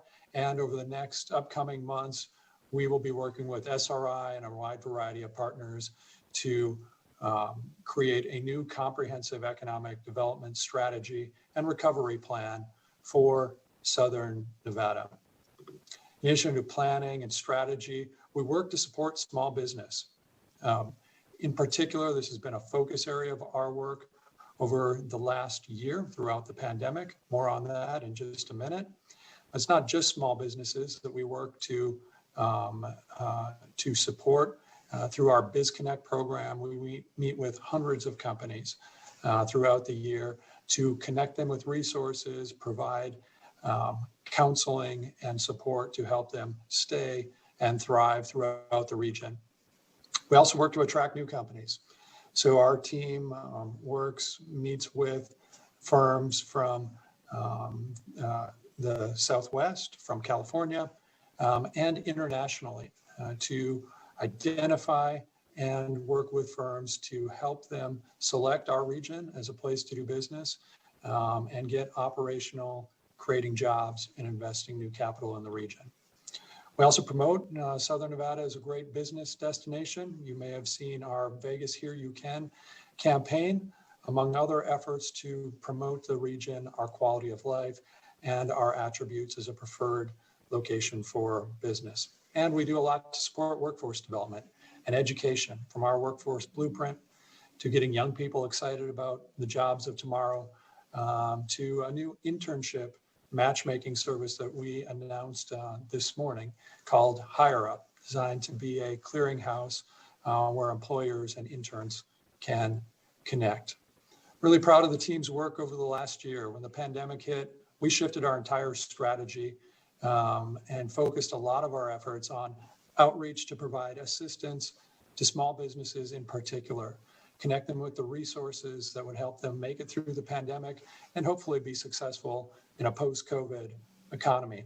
A lot of this work is difficult to track, but we do know that with the help of many partners, We helped over 3,000 firms access resources. More than 6,000 attended a wide variety of webinars and programming on things like the Paycheck Protection Program to make sure our firms in Nevada have access to those programs and those resources. And I want to give a shout out to all the partners in the Nevada's Business Information Network. Our chairwoman, Betsy Fretwell, and many partners, chambers across the state, the RDAs across the state came together in ways I've never seen before to collaborate, to get information out to businesses, to provide resources, and really to provide a coordinated effort. Remarkable success throughout the state of Nevada. Our team at LVGA is led by a large board of directors known as the LVGA 50. This is leading public, private, and educational leaders from throughout the region, really from around the state, that work together to advance that one common economic development strategy. So one big picture strategy, a large board, many investors, over 100 that all contribute to the work of economic development, so that now every dollar invested by the state is more than matched by the private sector, and a majority of our budget is supported by those private investors that believe in the work of economic development. Over 75 partner organizations are aligned with our plan, help us move forward with a variety of initiatives, programs, services. The companies we've worked with many partners since 2012, have delivered over $4.5 billion of economic impact. And that's a one-year economic impact according to the IMPLAN modeling system. There's 5 target industries that we focus our efforts on. You can see those here. I want to emphasize that these are some of the high growth opportunities as we move to a post-COVID economy. In particular, and you've heard it from the other presenters today, logistics, manufacturing is a strong opportunity around the state and in Southern Nevada as well. There is a long track record of success. I want to congratulate the team at GoEd, the other RDAs around the state. You have a good economic development system. We all work together. And with GoEd's help, we are all more productive. In Southern Nevada alone, if you look at 2015 to 2020, we have made leaps forward. Our team, with many of those partners, cities, counties, others along the way, helped provide assistance to over 20,000 jobs. It's not just small businesses we work with. Many of these are some of the largest job creation projects that have advanced in Southern Nevada. They're working to diversify our economy. We're more diverse today. We've made leaps forward, yet we're simply not diverse enough to withstand the shocks, to withstand being a tourism-dependent economy, the high highs and the low lows that come along with that. So the need for economic development going forward is great. The need for job creation is great. I know this isn't lost on any of the members of the committee. In Southern Nevada, our unemployment rate shot up to 34% in April of last year. That's the highest level on record, higher than the rest of the state, and certainly higher than the rest of the country. In that period, April, Nevada lost 290,000 jobs. 240,000 of those were here in Southern Nevada. It wasn't just a decline in jobs, but visitor volume also fell drastically. You can see in blue the 2019 performance for our visitor volume, and then in red, the year that we had in 2020. So look at April in particular, you can see 3.5 million in a normal year, down to 100,000 in 2020. So the need for job creation is great, for economic development is great right now. We need your support to make this happen. In particular, funding is critical to our efforts. I mentioned the leverage that we're able to provide from private sector investors to support that work, but funding from the state is critical. So continued funding from the state for regional development authorities is one of our requests. I'm pleased to see Governor Sisolak include maintained funding in his budget proposal. Second request would be funding for the state infrastructure bank. Again, encouraged to see the governor include this in his budget going forward. Infrastructure is important to all of us for job creation, but in particular in Southern Nevada, you heard Director Brown mention the need for industrial parks, served industrial parks, and buildable sites that match up with what employers are looking for, in particular, some of those larger job creation projects. Funding a state infrastructure bank is one tool to help us get there. We also need flexible workforce training. This can be accomplished in a wide variety of ways, but in particular, we've seen success through the state's WIN program. And I would encourage you to not only support that program, but if resources are available, look at increasing that program because it is one of those critical tools that allow us to help companies create more jobs, but also train up Nevadans to fill those jobs. And then we would also ask for your support for our existing incentives. With all these requests, we know that the budget is tight this year. With incentives in particular, we believe that there is a demonstrated high return on investment for the state in particular. So a couple slides here about incentives. We know that they help us reduce unemployment. We know that it's not just the firm that receives the abatement or the incentive that benefits. There's a multiplier effect. We talked about manufacturing firms. Manufacturing firms have among the highest multiplier effect of all industries. So when we are able to locate or grow a manufacturing firm, for instance, it benefits so many other areas of our economy. And ultimately, the return on investment from abated firms actually generates new tax revenue locally and for the state. Here's what the numbers look like in Southern Nevada. For every dollar abated, we are generating over $3 in new tax revenue. And this is 2014 to 2019 in Southern Nevada. For every dollar abated, we're producing over $100, $105 in economic impact. That's a tremendous return. The state and local governments are generating 1.57 billion in new tax revenue. And those abatements, those programs that you heard Director Brown lay out have helped us in Southern Nevada create over 23,000 new direct jobs with an average wage of over $22 an hour. So those tools are critical in our toolbox. And with that, I'll close my presentation, but I'm happy to answer any questions you may have.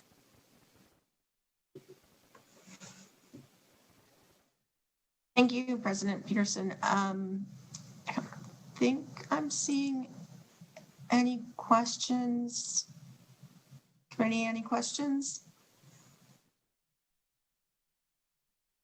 Okay. No, thank you for that information. And I think I'd be interested in I know your presentation is different than Mr. Kazmersky's, but maybe if you could also hit on, our housing issues are different in the South than in the North, but there's still issues.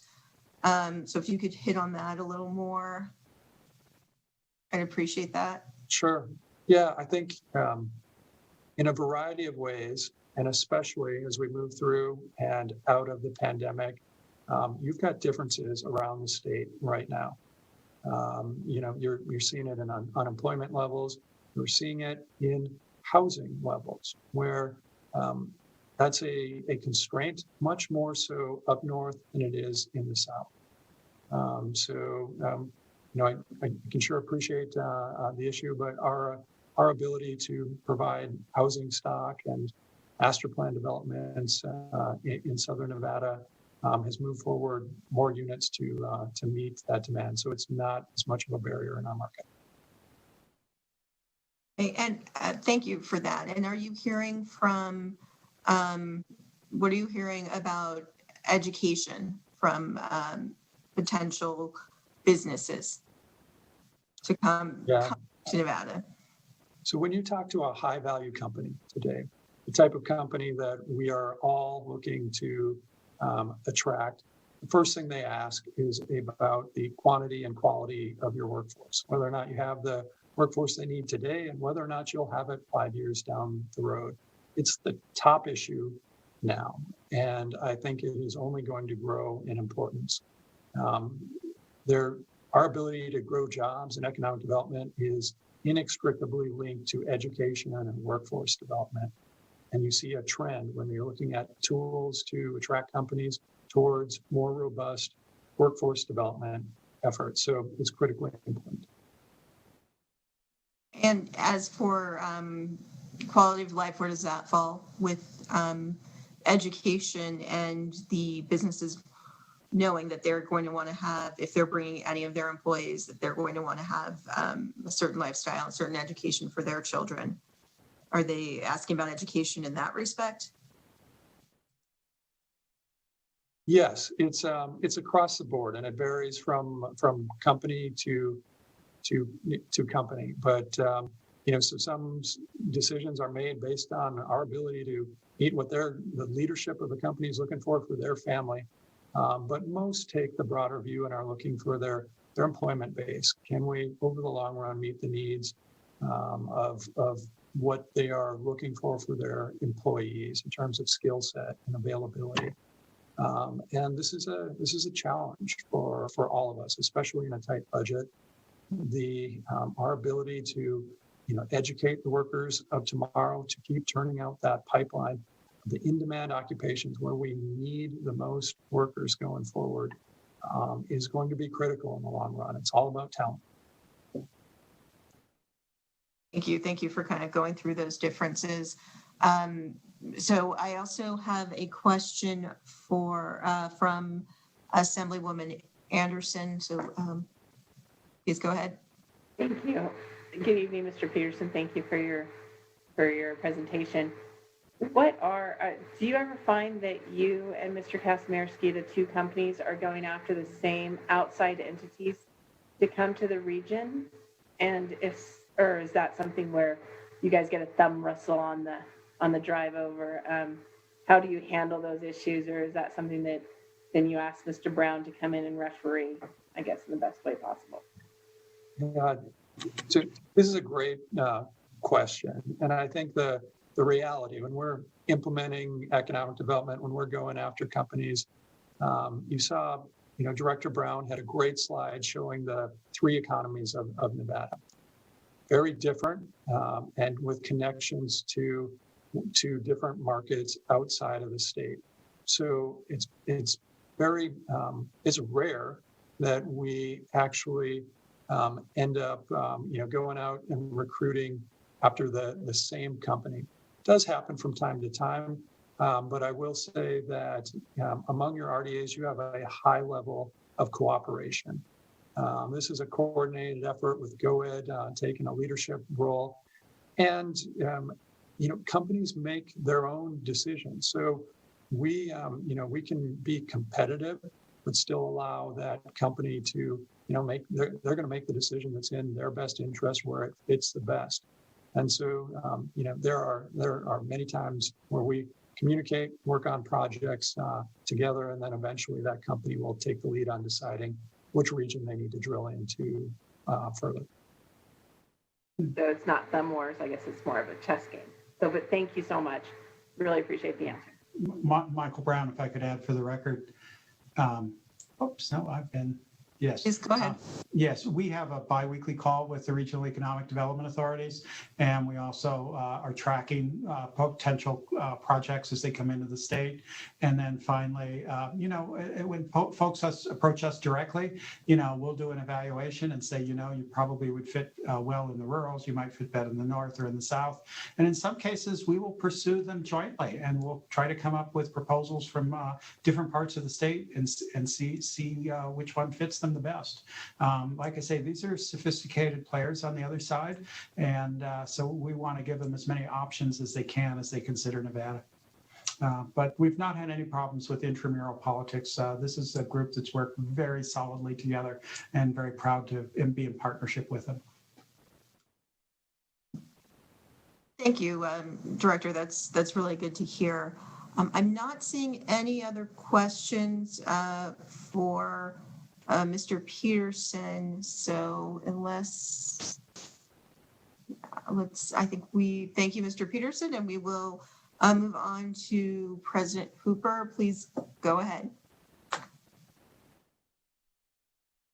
Thank you, Madam Chair. Trying to bring up my, there we go. And I'm assuming you can see all that. So I will move forward. Yes. Thank you for the opportunity to present to you. Appreciate for the record, my name is Robert Hooper. Mr. Hooper? I apologize. This is Cindy with Broadcast. We are seeing, we're not seeing your presentation full screen. We're seeing where the notes setting is at. You could just go to where it says display settings and swap.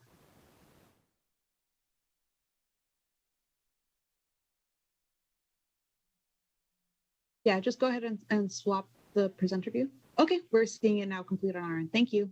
All right, good. I think I'll go back to the select rate, Director Brown. I might do better with that, but we'll start over again here. Again, my name is Robert Hooper. I'm the President and CEO of the Northern Nevada Development Authority, which I've had the honor and privilege to lead for the last 12 years here in Northern Nevada. It's an excitement to be here with you today.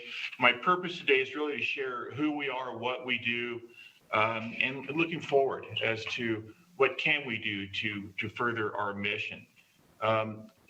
First off, the area that we service is Nevada Sierra region. This encompasses 5 counties. You can see on the map there: Carson, Douglas, Lyon, Mineral, and Story. And I might also add that we have great relationships with the other RDAs. Kind of going back to the last question that was asked, and as an example, today there's a company looking at Southern Nevada, and the folks in Southern Nevada called me up because I knew I had something I could offer them. Great conversation with them, turning them back to Southern Nevada. So we work together on these things. And I agree with Jonas. You're never going to tell a company where they're going to go. We're not selling used cars here. We're providing information and service. Okay. Anyway, sorry to jump in on that question, Senator Anderson, but I just had to throw that in there. Nevada Sierra region is a huge area. Its landmass is 7,000 square miles, about 165,450 people. We're the 3rd largest metropolitan area in Nevada. We sometimes get confused because we're so close to Reno, but we're really a different region.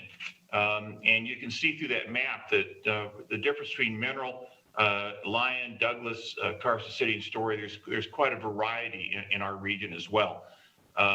Jeff Page, who's the county manager for Lyon County, often in his presentations talks about how within Lyon County, there's 5 distinct different communities. And so part of our job is to work in that diverse environment, bring all those agendas together. And also I have to put a plug in, Carson City is the home to Western Nevada College. We're very proud of WNC and the skilled workforce programs that they bring to the region. NNDA, again, as you know, we're the state designated RDA for this region. We like to refer to ourselves as the oldest RDA in the state. And that was because you had 4 counties that came together and consolidated their economic development into one organization, which is going back a long ways ago, way before me. We are the go-to resource for this area. You can see our little wheels there. You've got them in your printout, I believe, as well. But my background educationally, many decades ago, was in ecology. So when I look at business systems, I think of it as an ecosystem and how we manage that ecosystem. So we try to balance out our work in supporting the workforce, education, development of infrastructure, access to funds, how we can help get new jobs in here through attraction, retention, and expansion. And then how do we create the place where this business can take place? Since 2010, we've reduced the industrial vacancy rate in this area from 26% to 3%. And I might add that was pre-Tesla. We actually created a bigger problem for ourselves because we ran out of buildings. We've developed a pipeline of 900 plus companies, and we've assisted 116 relocating and expanding companies more than 5,000 new jobs.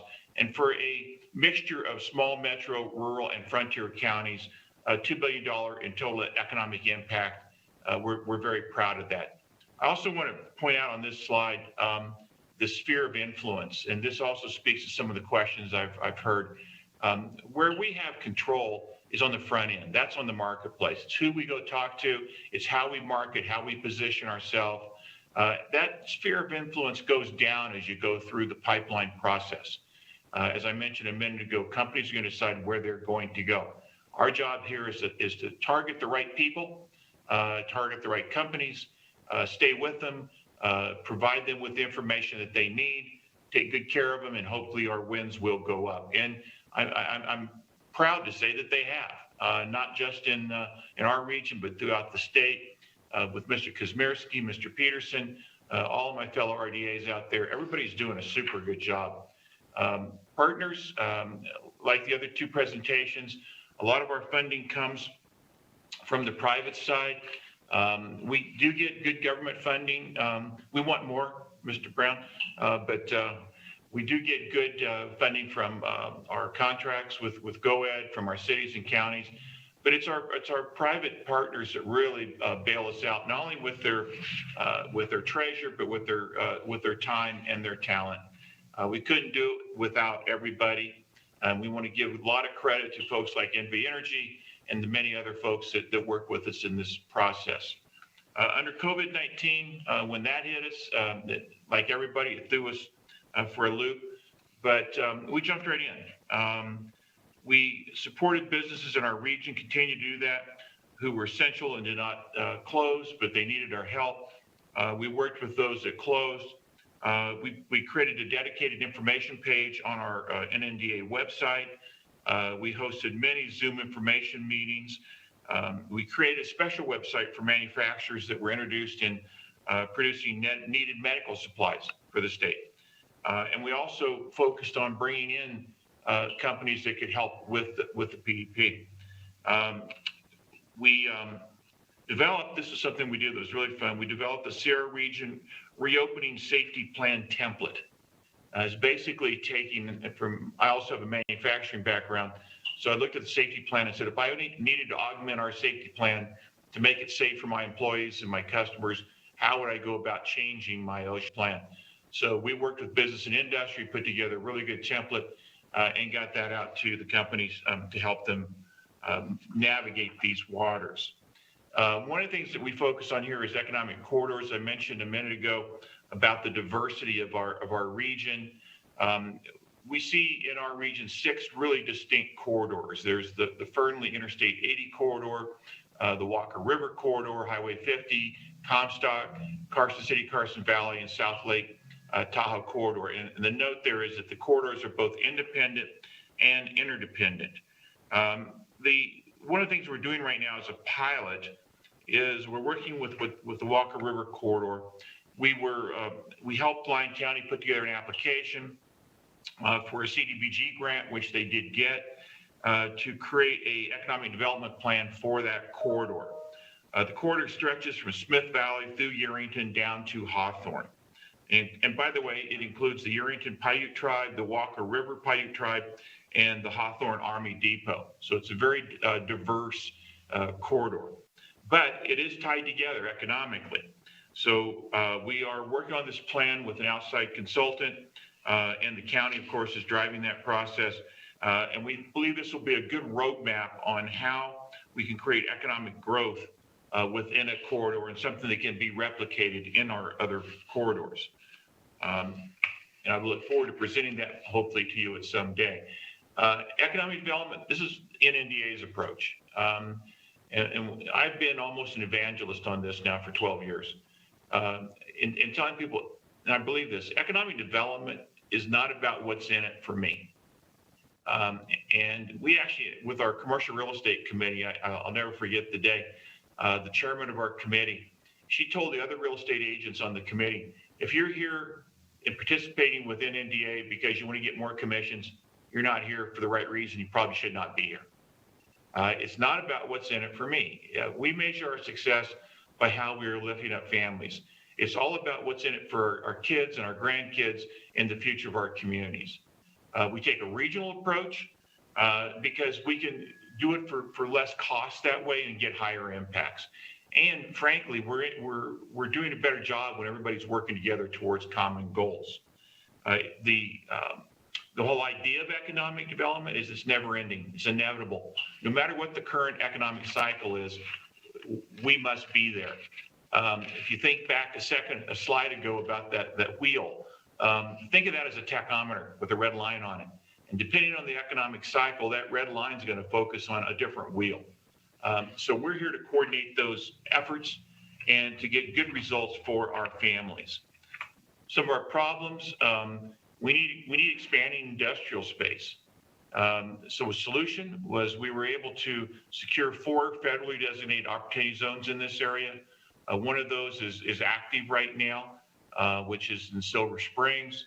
Another solution was we created the Sierra Region Certified Sites Program. This is a really great program. And when I say we, what I mean by that is our Design and Construction Committee, along with the Builders Alliance that's on that committee and others, came together and put together a really great program that did all the heavy lifting up front. So talk about a strategy on how to bring companies to Nevada. I'll never forget the one we did for Fernley. We did a really good one there. They all are good. We have 7 of them right now. But I was speaking with the Nevada representative for Mark IV that bought the Crossroads Park out in Fernley. And he said, it's like, I love that document, that certified site document. And he says, I hate that certified site document. I says, what do you mean by that? I loved it because it gave me everything I needed to know, saved me a lot of time. And by the way, it was about 13 inches thick when it was done. And that's why he said he hated it. It kept him up all night, many nights. But it was very instrumental in bringing them to this region. We've heard that from a lot of companies. So we have 7 of these sites. It's a way for us to get more things built here. Another solution is our EPA Brownfield Grant Program. We're working on our 3rd program with that right now. We completed the first one on schedule. Carson City Douglas and our 2nd line Churchill will be done in progress since October 2018. And if you're not familiar with the EPA Brownfield Grant, we get funding from EPA to go in and look at previously used lands, do assessments on it, and see what needs to be done to make it ready for new development. And there's some other opportunities that come out of that. The brownfield, and one of those is the brownfield of certified sites to new business. EPA has worked with us. They've actually used our program as a model nationally. And we're able to use the planning feature of the EPA Brownfield Grant Program to create reuse plans that have worked out really well. And we're going to continue to do that. Another thing that we've talked about here a lot is workforce. It's a big issue for us and for everybody that's on this call. That's part of our pipeline issue. The solution for us has been working with Western Nevada College. I've been honored to serve on the Institutional Advisory Council now there since its formation, reelected this year as chairman of that for 6 years in a row. I think our community college program is probably the best I've seen anywhere. I've talked to a lot of companies in California, as my associates do, and they're just amazed at what we can do with our certification programs that they don't have in California. That becomes another attraction element. One of my asks, which I'll slip in here, is do everything you can to prop up our community colleges. They're doing the heavy lifting right now. The mechatronics program, and I got to tell you this story. We had a young lady here in Carson City, single mom, working at $15 an hour with 2 kids, living at home because she couldn't afford her own place. She got into the mechatronics program up at Western Nevada College, was hired at the end of her certification course, level 1, immediately jumped up to 6 figures of income. The company paid her to go back to college for level 2. She's now in charge of the entire manufacturing process for this largest employer in Carson City. It works. It absolutely works. We need more students in that. which is why we invented the roads program. The roads program is addressing incumbent workers. It's basically to help provide economic solutions for those families that want to get upskilled, which is, by the way, the incumbent worker population is our biggest opportunity in Nevada to get skilled workers. And it also solves another problem, is that we can upgrade companies' income or family income by doing that. But their problem is that they go back to college to get these certification courses, even if it's an 8-week course or a half a year course. How do they buy diapers and food and everything else they need to live while they're going to school? So the roads program was put together to provide that kind of funding, provide coaching to teach life skills. Great workforce work committee here in Carson that works on that. We were lucky enough to get a line item budget in Dieter to seed this program. We're still waiting for that line item budget to be released, but we hope someday it will be, and then we can really kick this into high gear. Need is infrastructure. You've heard a lot about that here today. This is really something that we need. We're all bumping our head on growth right now, bumping our head on the ceiling for growth. Infrastructure is one of those key things. What we've been doing is addressing this in a lot of different ways. We've been working very closely with NDOT, and we supported the revision of the Nevada State Rail Plan in many ways. Part of that was we put together a study for the NDOT Fernley Multimodal Freight Facility Feasibility Study. And you'll find that in the appendix of the state rail plan, which is now available for public comment. But the results that came out of that were absolutely amazing, is what could happen in logistics by switching freight traffic off of I-80 and putting it on sea containers in Fernley, and how we could have a two-way sea container traffic going back and forth with the Port of Oakland, which has as much freight going out as coming in. And that study was instrumental. I'm happy to say in the last week, I've had great conversations with the Port of Oakland and other freight owners. And they're saying, yeah, this makes a lot of sense. So we're going to hopefully take congestion off of I-80 and create a lot of new jobs with that as well. This brings me to this, Nevada Technology Corridor. This is a looking forward. I like looking forward and saying, what's the next opportunity? How can we make that happen? And I look at our rural counties, our frontier counties, and as you saw on the map, we represent all the way down through Hawthorne, and they were hit hard during the Great Recession. And with the COVID, they were hit harder. So we said, what can we do there? And for many, many years, I've looked at the opportunity to connect North and South. We're all in this together. We should all be working together to increase the economy of Western Nevada. It can't be North versus South. It can't be rurals versus metros. We got to be working together. So we're putting together this Nevada Technology Corridor program. We're getting a lot of support from the counties. In fact, people on this phone call right here have signed on as collaborators. Thank you, Jonas. And we're putting this together as a real push to try to connect Northern Nevada with Southern Nevada with rail, which is a whole other story that I don't have time to get into today. Broadband, natural gas, different types of transportation. We believe that we can highly impact the future of Nevada with this project. And I also have to put special thanks out to Blockchains LLC that's helped us get into this and is helping fund the study and everything else that we're doing here. I've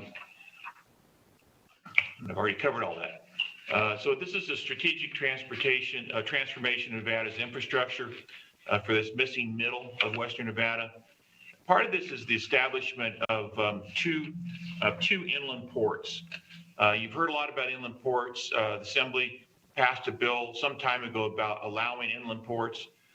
We are working with and assisting Ben Kiekeffer with BDR 22-536 to amend NRS 277B to align inland ports and the language in that act with the reality of how you run an inland port and how you run an inland port authority that fits the current needs. And when you see that, I hope you support it because I think it's the right way to go. But we see this corridor being bookend with an inland port at both ends. And by the way, the routing that you see on this map is just one of many routings that we're looking at. As I mentioned on Friday on another conference, don't go buy any land because of this. But it is something that we really need in our rural communities, truly need it.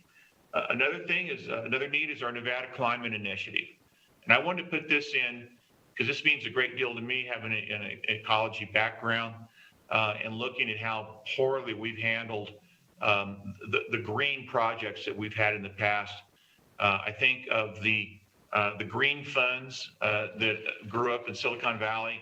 Everybody rushed to invest in it. And as soon as the subsidies went away, the companies failed. We don't need failing companies. What we need is a cleaner environment.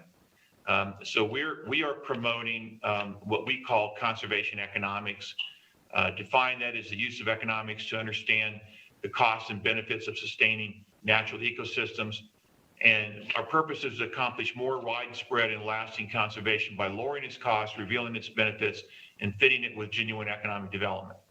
Part of this is who we target. We have a half a dozen companies right now that are recyclers, or they are manufacturing products that will, like one that we're talking with right now, will actually cut the amount of energy that your refrigerator uses by about 40% and increase the life of your produce by 90%. Another one is a coating that will go on the outside of new homes that will increase efficiency and lower the cost of building. So we're looking for those kinds of companies that bring those gifts of conservation economics to the world, and we want them to be headquartered here in the Sierra region and in the state of Nevada. Companies can go green and they can be profitable. And finally, I will say this is our focus, is to minimize and mitigate downturns, to maintain and augment gains, to maximize and leverage upticks. And we do that by our everyday activities that we do here. We do that with the great partnership we have with our other RDAs. And we do this with the great leadership of Director Brown and his team. I've not seen as much camaraderie and hard work in economic development over the last dozen years as I'm seeing right now. That's my presentation. Thank you for that time. I'd be happy to answer any questions. Thank you, President Hooper. I was very impressed. A few years ago, I had a bill and I made some references to Western Nevada College in my presentation. And through that, I learned about the Medtronics program and that how it's linked to Siemens, which, is an international company. And a lot of what they're doing at Western State College is frankly, I guess that's my prejudices of being from a more urban area, but I was really impressed and surprised. The same thing with manufacturing. I took a tour at the end of last session in Minden and saw the Starbucks manufacturing plant. I can't remember the name of it, but the company that manufactures sails for racing boats. And I think it was like North Sail. Right, one of their 3 locations throughout the world. I think their other location was like New Zealand and one location in Europe, and some other businesses. So it really is impressive what's going on. As far as questions, I'll try to make it quick because I do have several for you, and maybe I'll take them offline. But can you, going back to the brownfield, the EPA brownfield grants, you didn't really address if the land needed a whole lot of remediation. Are these really problem areas with a lot of cleanup necessary, or are they just there's just a little need to do some work and they're good to go to relocate another business there? Yeah, thank you for the record, Rob Hooper. Fortunately, almost everything we've assessed has only had to go through a phase 1, which is just saying, here's what it is. It's part of the development process that the builders must go through. By using the grant process, we're able to pay for that. We can lower the cost of construction and we can accelerate things. If we find something, then it goes to phase 2, where it has to be more quantified. And then beyond that is remediation. We haven't gotten that far with anything. We've done a lot of sites, and there's been a lot of things built on it from here out to Fountain. So it's a good program, and then we get to do the reuse plan as well, which helps us with our certified site program. Pays for part of that.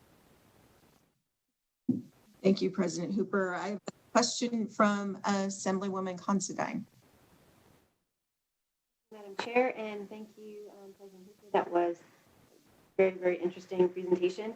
My question is somewhat that we've talked about the last two is about housing. I know that there's been some spillover with some of the other economic development into some of the areas here in your region impacting housing, and that on top of any housing issues that you're having. I'm just wondering how is that balancing throughout your region? Well, yeah, it really varies depending on which part of the region you're talking about. As far as Carson City is concerned, our housing prices have gone way up, just like Mr. Kazmierski was talking about for the Reno market. It's a very thin inventory right now. It's hard to find a place, and it's hard to afford that place when you find it. We have a lot of new houses being built right now, but probably not as fast as they need to be. There are things planned as you go out into Lyon County, and the permits are there. I think you'll see a lot of development out there that will bring work, I like to say obtainable housing into budget conscious abilities. And there are parts of the region that don't want growth, and they're making it very difficult for houses to go in. So it's a real mix. You get into the deeper rurals, and it's kind of the way it's always been, you know. So it really varies. But I think we're doing pretty good, frankly.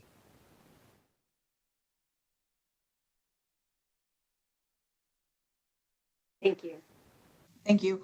I'm not seeing any other question. Oh, I think Assemblyman O'Neill, please go ahead. Thank you, Madam Chair. I'll try to make it quick. It actually goes to all of our participants so far. Excuse me. Any update on I-11? I know we're working on it to Vegas, but I'm talking about north from Vegas and the impact it'll have. Oh, Michael Brown, for the record, I don't know the status, but I will get that status and report it back to the committee. If you can, I'd appreciate it. Thank you, sir. Thank you. Checking to see if we have any more. Go ahead, Assemblywoman Bilbray Axelrod.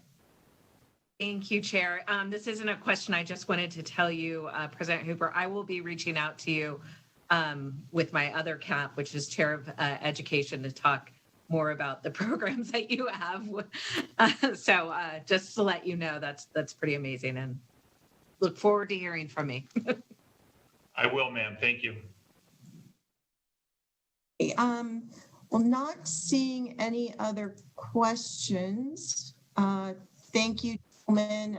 Really appreciate the informative presentations. A lot there for us to go through, and we appreciate you hanging in with us. So with that, I think we will move on to an update on the Las Vegas Convention Center District and Allegiant Stadium projects from Stephen Hill, the CEO of the Las Vegas Convention and Visitor Authority. Please go ahead, Mr. Hill. Thank you, Madam Chair.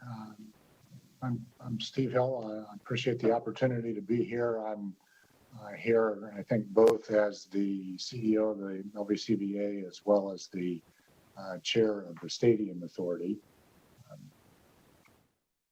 Are you able to see my screen?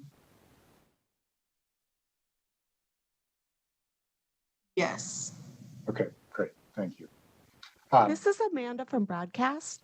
We can't see it at full screen. If you could go to View and then full screen, that would be best. You wanted me to go where to change? View slideshow from beginning.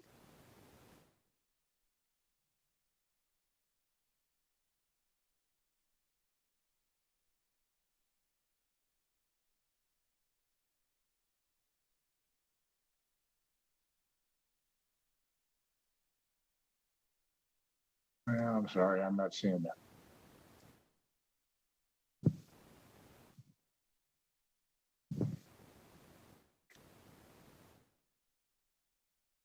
Mr. Hill, this is Russell Gannon. I think if you go to slideshow instead of view at the top there, slideshow.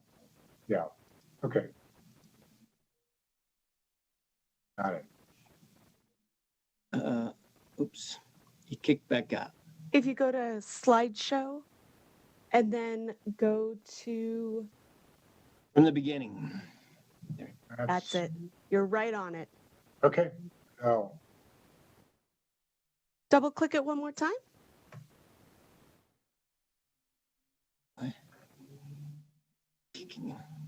is that not working?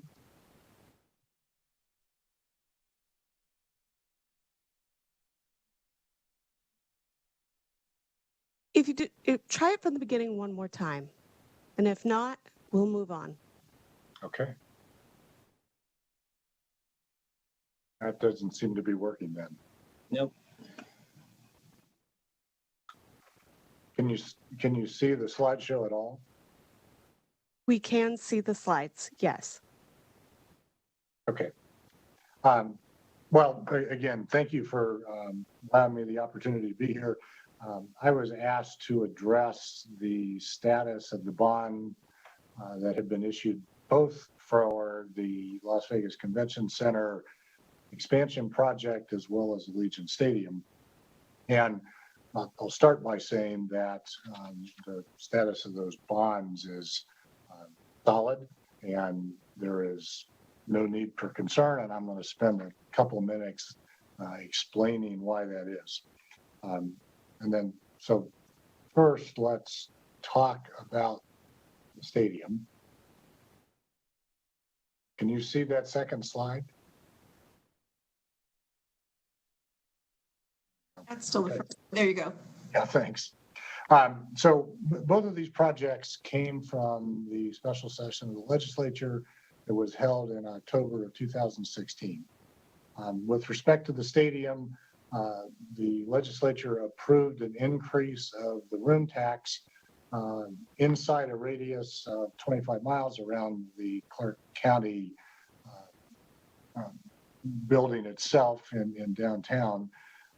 And inside that 25-mile radius, the room tax was raised 0.88%. Outside of that radius, for the rest of Clark County, but not the rest of the state, the room tax was raised by 0.5%. That, virtually all of that room tax, most all of that room tax is generated inside that 25-mile radius. And that room tax generation in 2019 was $52 million.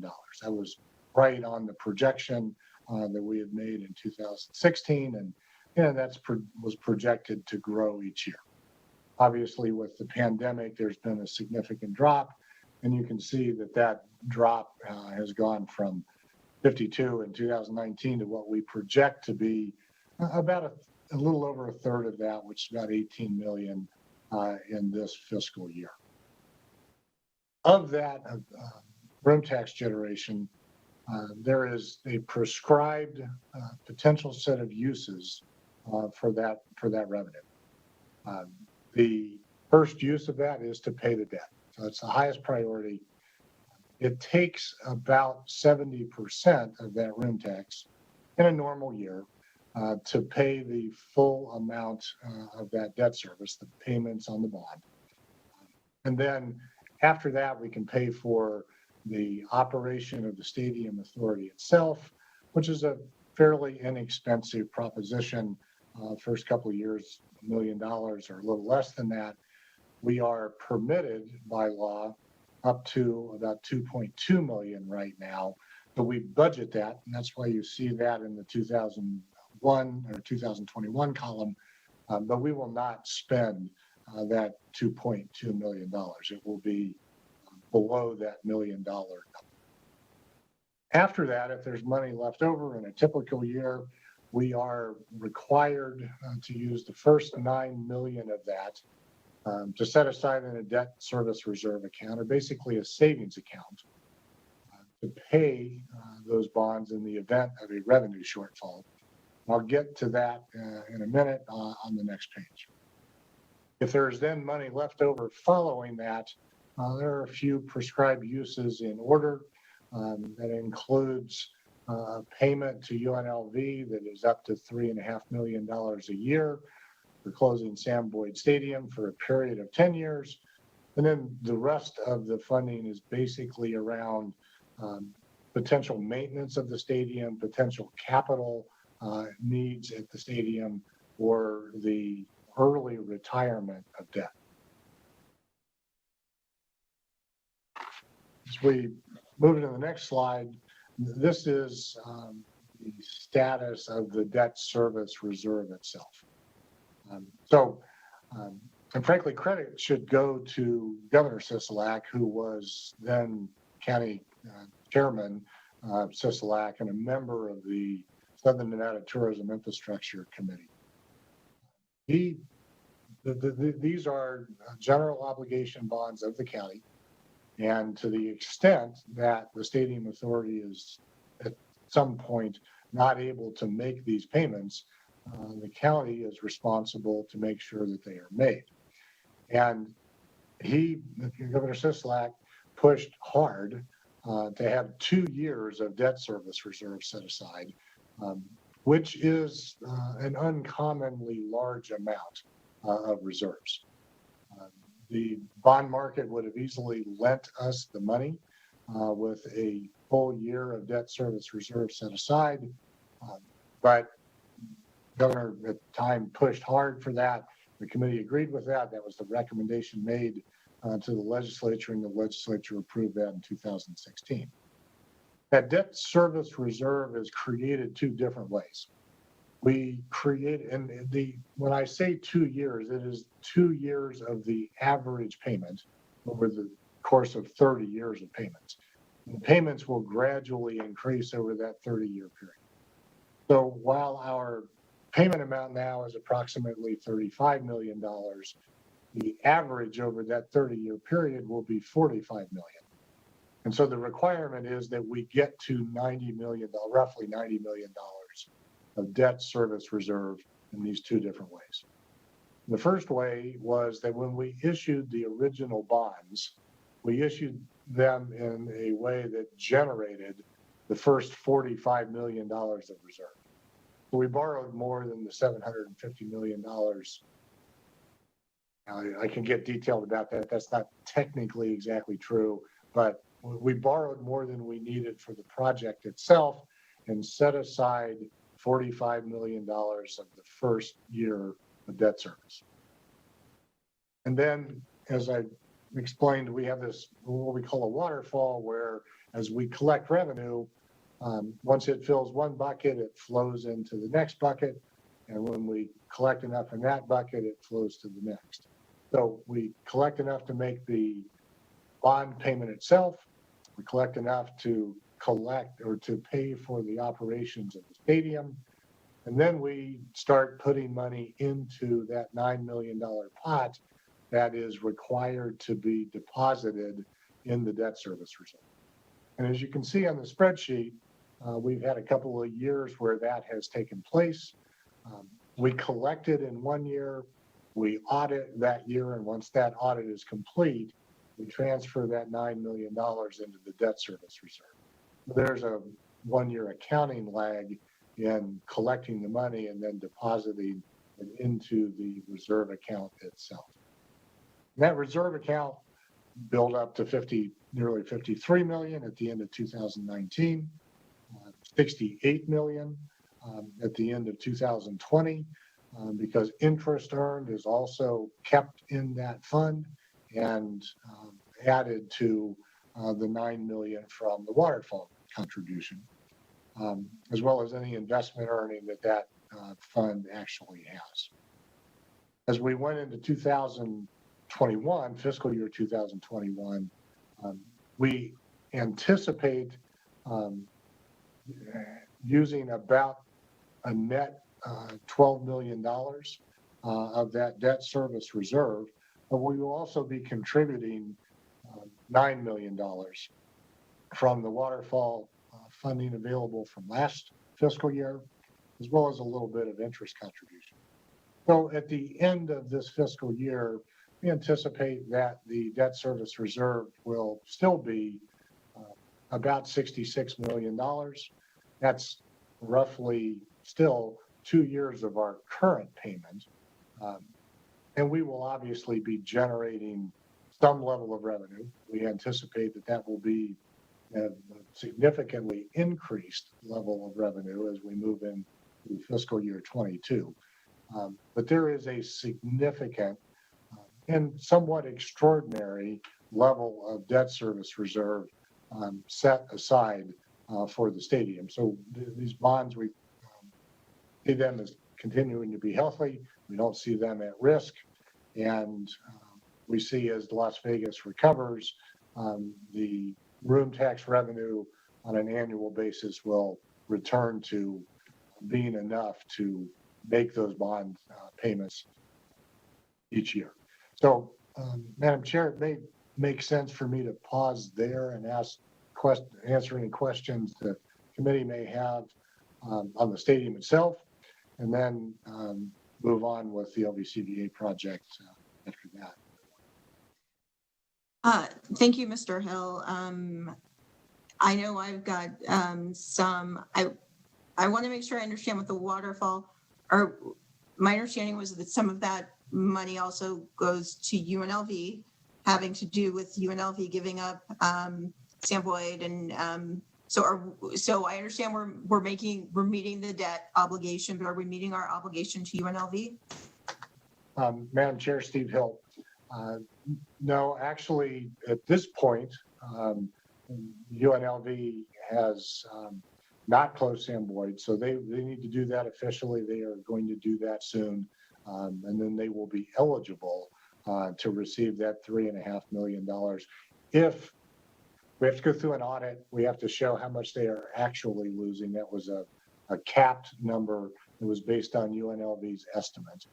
So we have to determine what that actual amount will be, but we assume it will be in that neighborhood.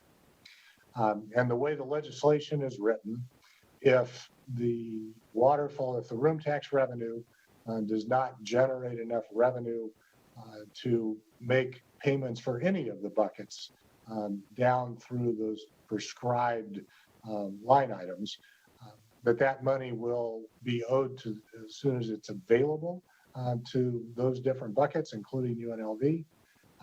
But we will not dip into the debt service reserve in order to make that payment. Thank you. Then also on that, the investment earnings, who manages the investments? Madam Chair, Steve Hill. Clark County is our fiscal manager for all of our funding.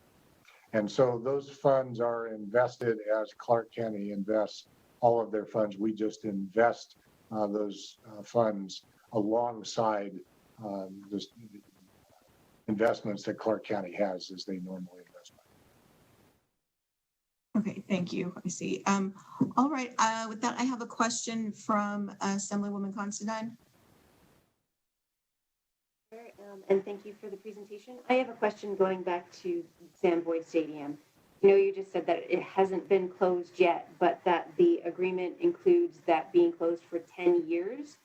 And if that is the case, is there some sort of plan for that area, or for the safety, or what's happening with it for those 10 years? And if so, can I get a copy of that? Assemblywoman Steve Hill.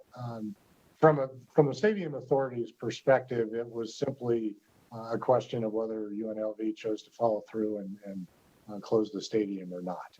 UNLV has the control of that land. It will remain their property. They have the ability to determine the ultimate outcome of that property. And I would defer to them to answer the question on what their plans are moving forward. Thank you. I have a question from Assemblywoman Anderson. Good evening. My question comes from slide 2, I think is right where you brought this up. You mentioned that you borrowed the stadium authority borrowed more than was needed. So what happened to the excess? Did it go back to start to pay it? And the other question I have has to do with, due to the pandemic, will there be a longer time frame to pay back the bond? Assemblywoman Steve Hill. So we started collecting room tax prior to needing to make payments on the construction of the stadium. So a portion of the construction was paid for on what generally is called a pay-go basis with cash. There was also borrowings to pay for the remainder of the stadium, but we had enough capacity to also borrow, and the structure was set up this way, to borrow enough to contribute the $750 million that the law requires us to contribute to the construction of the stadium, as well as borrowing the additional amount to set up the first year of the debt service reserve. So the only additional funding that was borrowed was to set up that reserve account, the savings account. And that is set aside for the entire, what will be probably 28-year period by the time we get there, because we'll have 2 years of debt service reserve set aside in order to make those final couple of years of payments and pay off the bonds.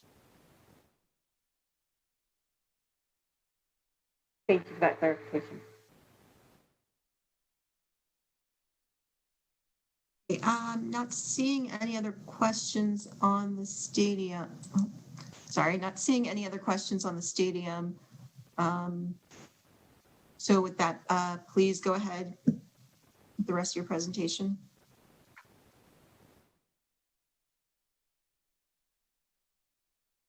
Thank you, Madam Chair. Can you see my screen again, or do I need to reshare that since I paused? Sorry, Chair. This is broadcast. I can help. You will need to reshare your presentation. Okay. Go down to share screen, of course. And select the slideshow.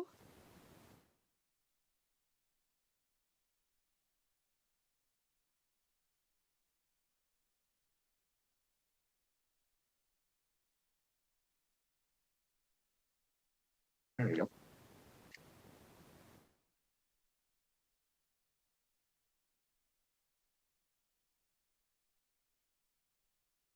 Am I going back through the same process?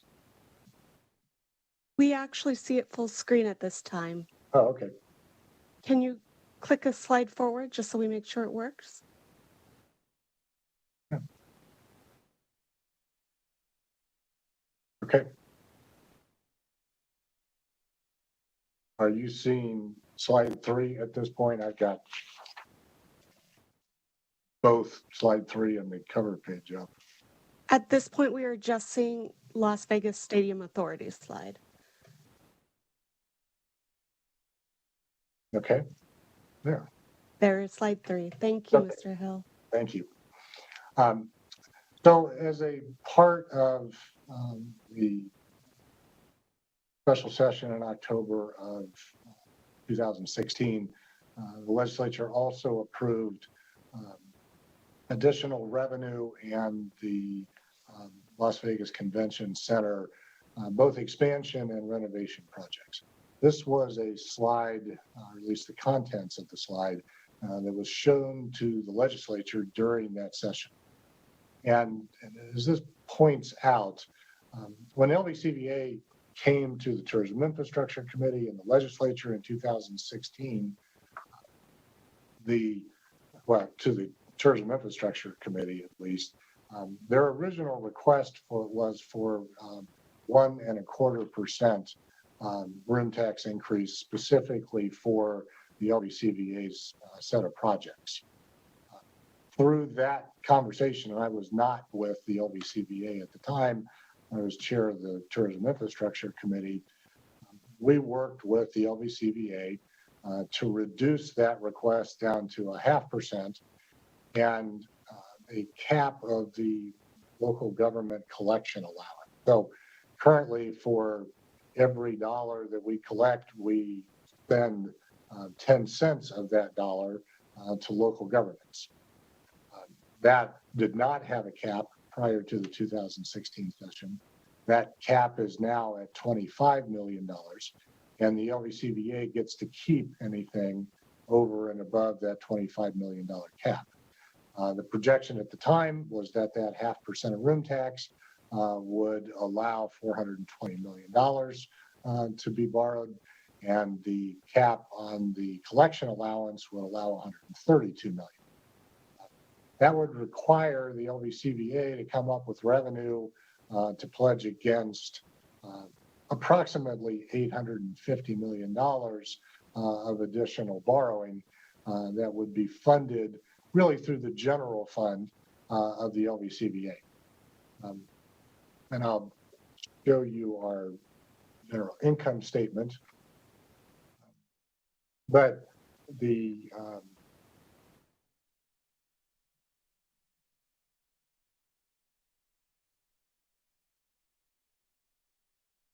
well, okay, little tech help. How do I go backwards?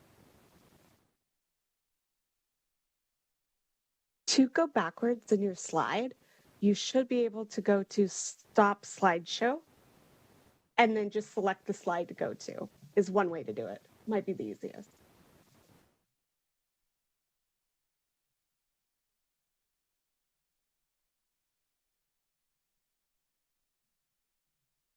Mr. Hill, I think you can just hit the back arrow on your arrow keypad. This is Russell Ginninson. Thank you, Russell. Good to see you, Mr. Hill. Yeah, now let's just go back to the easy way to do it. Thank you. So generally, the LVCVA generates what we would have anticipated to be about $300 million in room tax. We have about $60 million in building revenue, leasing the building, the other ancillary revenue that comes from that. Operating the building is about a break-even proposition for the LVCVA, and we use the room tax to do all of the other things that we have responsibility to do. A large part of that, as you can see here, is marketing and advertising. It's $150 million a year of operation in a normal year. That's both what we do internally as well as what we contract out for. You can see that collection allocation line item was capped in 2019 at 25 million. 2020, we didn't quite get to $250 million of room tax collection, so that the collection allowance is just 10% of that number. And then in 2021, you can see that room tax is down really significantly, and so is the collection allocation. And we have some other just general government expense, overhead for the organization. Then we have this capital and construction fund expense.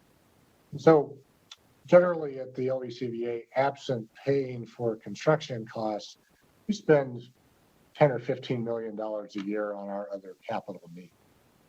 In addition to that, over the past several years, and because of the law that was passed in 2016 and the requirement that LVCVA come up with the revenue to support the rest of that project, we've been transferring $45 million a year from our general fund, which is a part of that $52 million that you see in 2019, to our construction fund to either pay for the construction itself on that same pay-go basis that I talked about with the stadium, or to set aside to assist with paying the debt service or paying the bonds for the organization.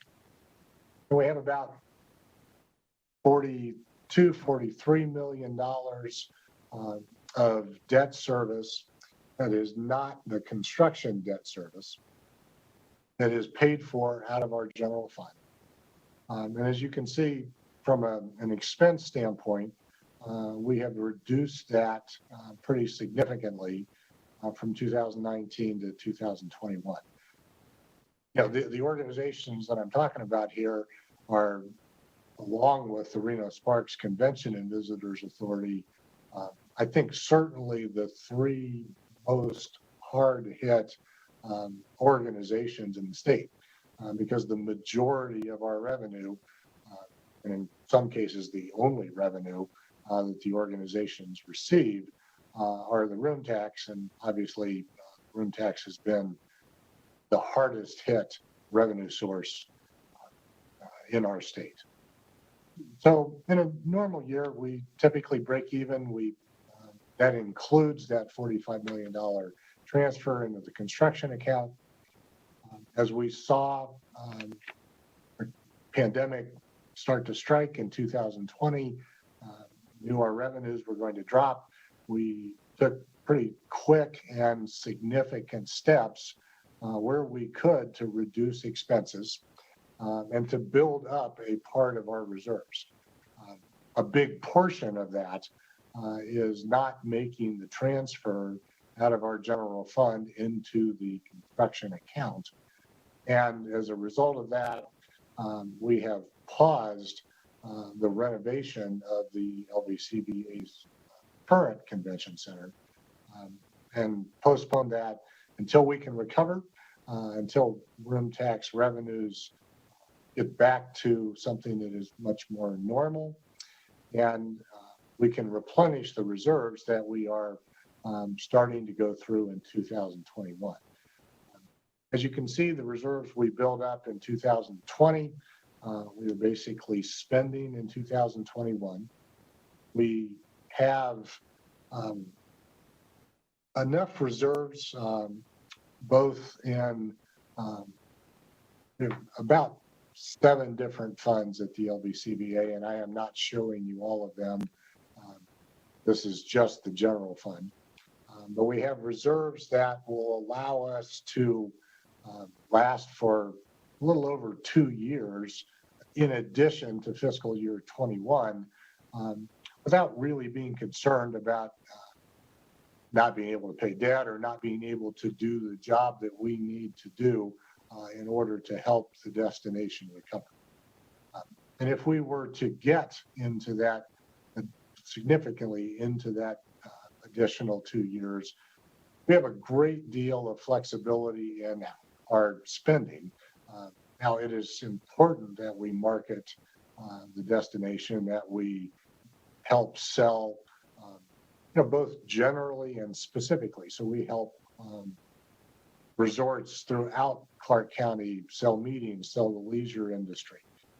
We are responsible for working with the McCarran Airport on airline development. We have a host of responsibilities that are important. But at the end of the day, our number one responsibility and priority is going to be making debt service payments. So if we get down to it, our CFO will be the last person here. He will be using the money that we have to make that debt service.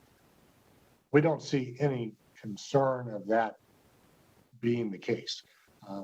We have really more in annual reserves, even in the stadium does. We have a great deal of flexibility in spending so that we can reduce our expenditures. There are really not very many fixed expenditures in the organization. And we see the destination recovering. The health numbers are continuing to get better. The outlook for conventions is strong as we move into 2021.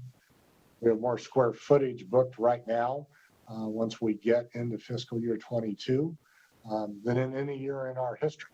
Now, the shows will probably not be as strong as they come back in fiscal year 22 than a normal year, but we do see significant recovery in the future in Las Vegas that will cause the income statement for the LVCVA to become much more balanced.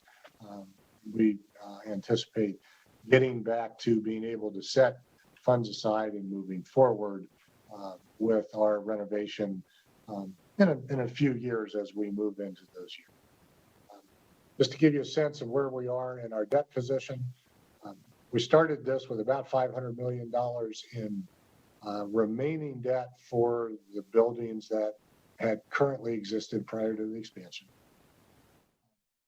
In approximately 10 years ago, we borrowed about $300 million on behalf of NDOT for Project Neon and contributed that money to that project. We continue to pay that. What was $300 million in debt has been paid down to about $250 million. We still have payments for that. Then we have borrowed $900 million for the expansion and renovation project, in addition to having put about roughly $200 million aside for that construction as well. To give you a sense of where our payment structure is, what is in black is black and in gray is what was represented in that roughly $43 million of current payments that we have outside of the construction. And then what is in white in those bars are the payments that we currently have for the $900 million over the course of the next 30 years.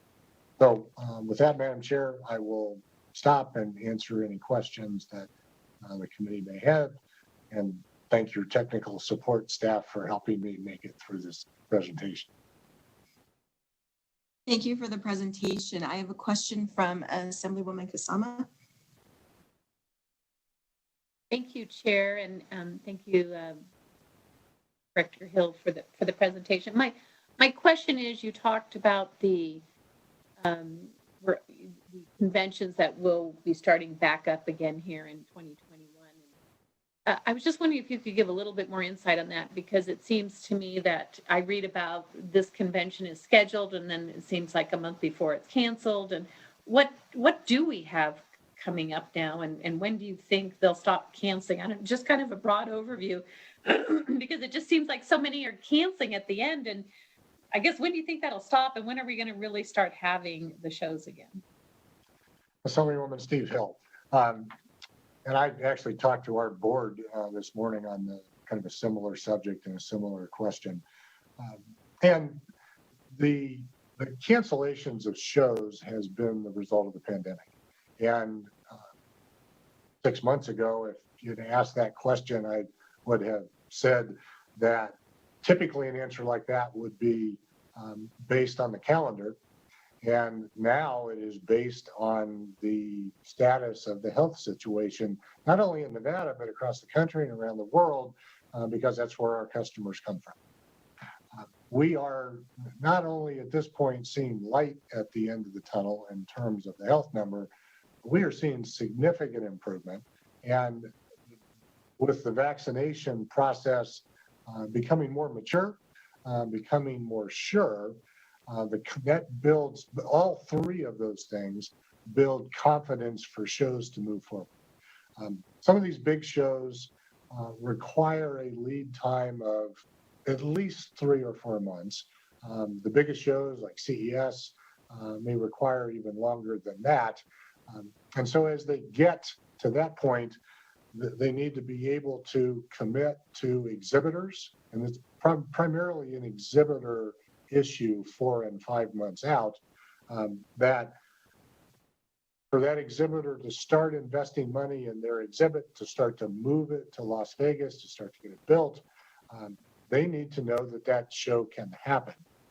And so what we have seen is that really through May of this year, those major shows have canceled or have postponed and are not going to come. The first major show that we have in the building, and really the first major show in the destination, is World of Concrete. They are scheduled for June 8th to 10th. They start moving in the day after Memorial Day. Well, they'll actually start to move in before that, but you'll see the entire show start to be constructed right after Memorial Day. They need to know sometime in March that show can happen.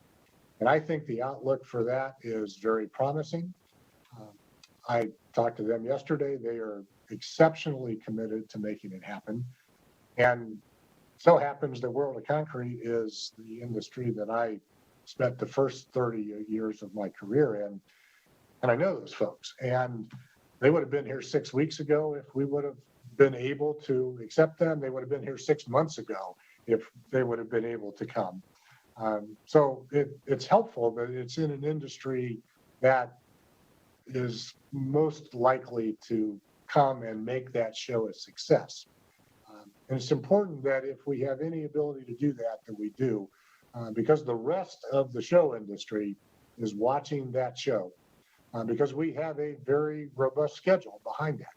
As long as they hang in there, as long as we can help that show happen, it will have a positive domino effect instead of the negative domino effect that we have seen, helping really to save the third quarter for this destination and grow from that, because that's the kind of time frame that we're looking at right now. Well, keep them coming, and if we need to be down there greeting them, let us know, because we want them here. Thank you. I appreciate that, Assemblyman Steve Hill, and I'm sure everybody in the state does, and I know everybody is working absolutely as hard as they can to make that happen. I appreciate it. Mr. Hill, along those same lines, we know that CES was online for the convention this year, and that now people are starting to realize there's a different way to do business. There's a different way to do your daily business. Are you hearing from any conventions? I appreciate what you're saying about World of Concrete and you know, we know there's a difference between being at home and being in Las Vegas, but are there any troubling murmurs that you're hearing that conventions might be kind of cutting back, or the numbers of people coming might be coming back, assuming once we're past the pandemic, because they've decided, oh, I can set meetings online, I can do what we're doing here. Is there concern? Chair Cohen, Steve Hill.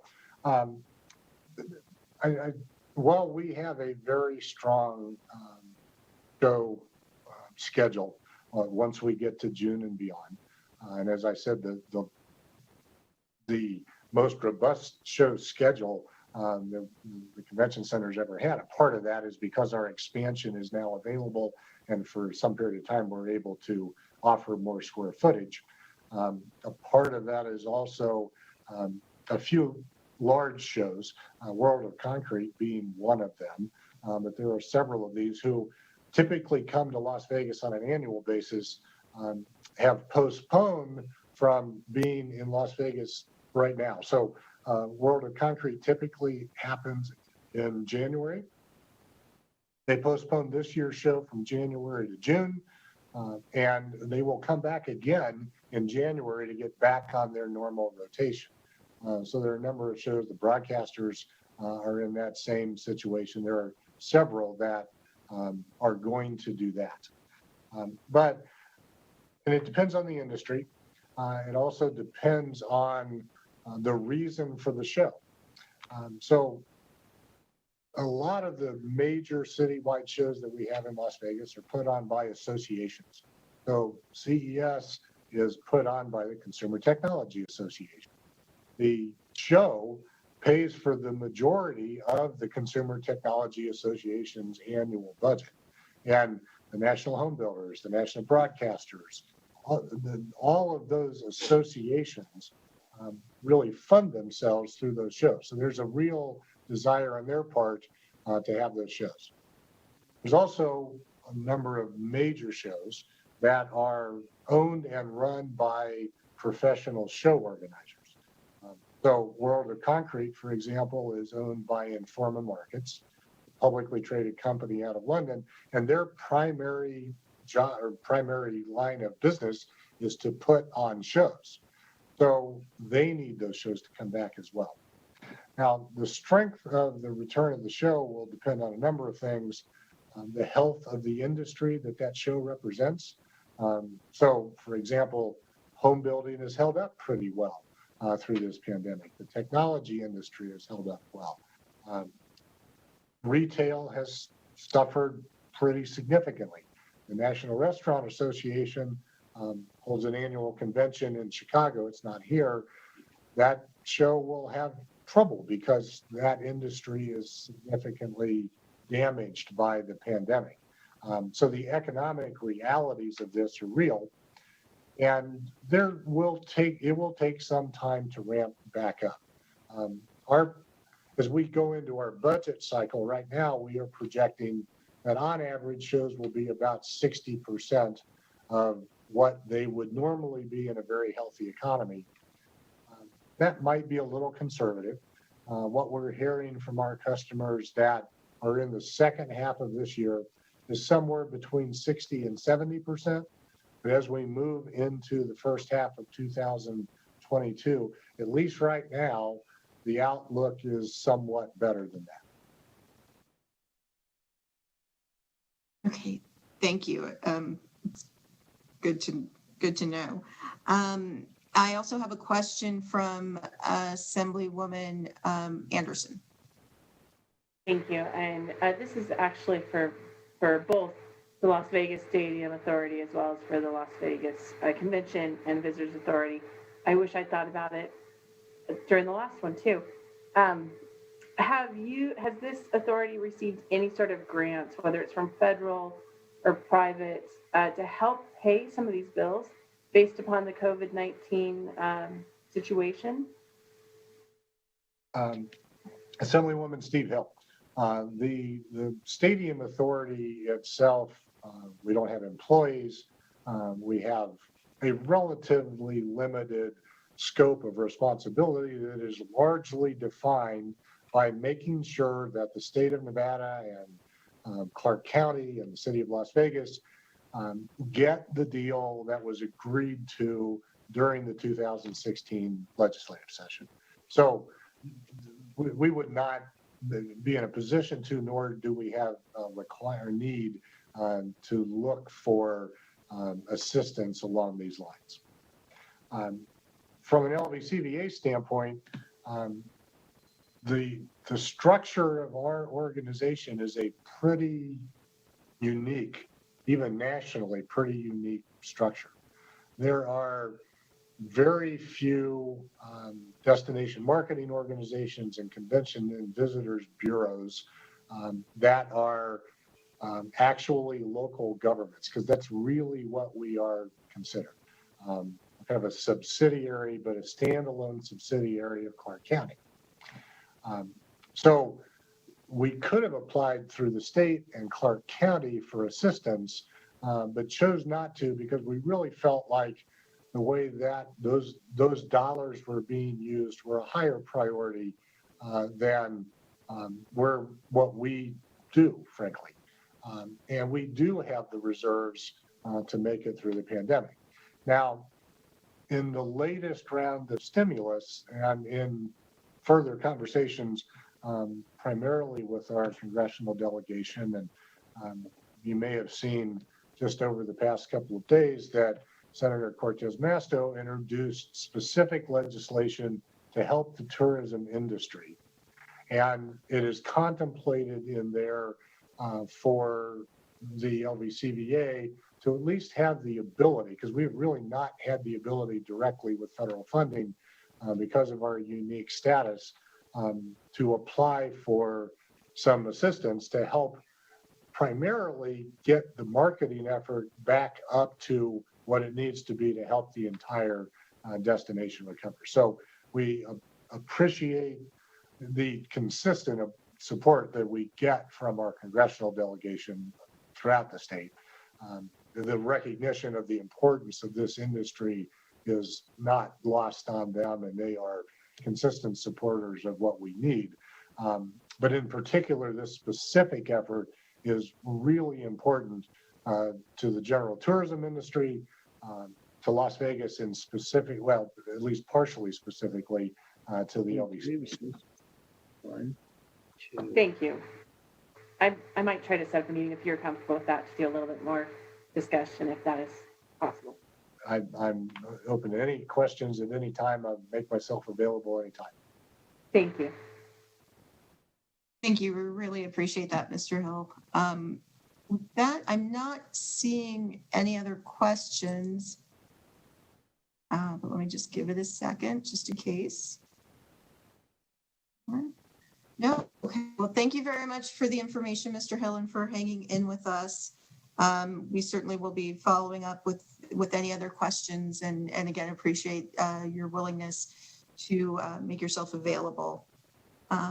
I appreciate the opportunity, Madam Chair and members of the committee. Thank you. Have a good evening. Thank you.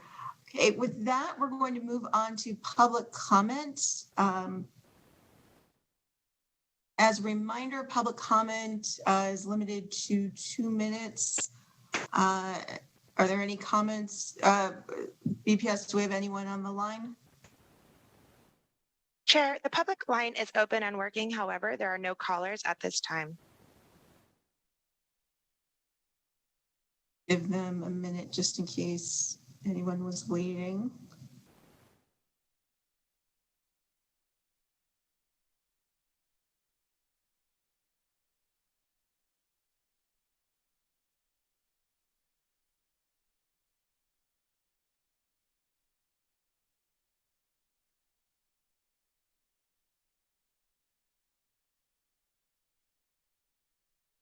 Madam Chair, you're on mute.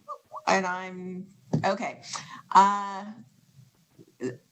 With that, since there's no public comments, apparently we will move on. Are there any comments from the members before we adjourn?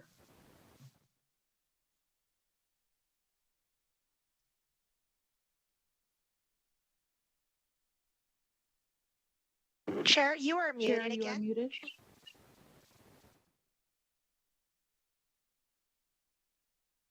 Okay, well, thanks. Sorry about that. Okay, so no comments from the members before we adjourn. With that, our next assembly meeting will be Thursday, February 11th at 4 p.m. And this will conclude our meeting for today. We're adjourned.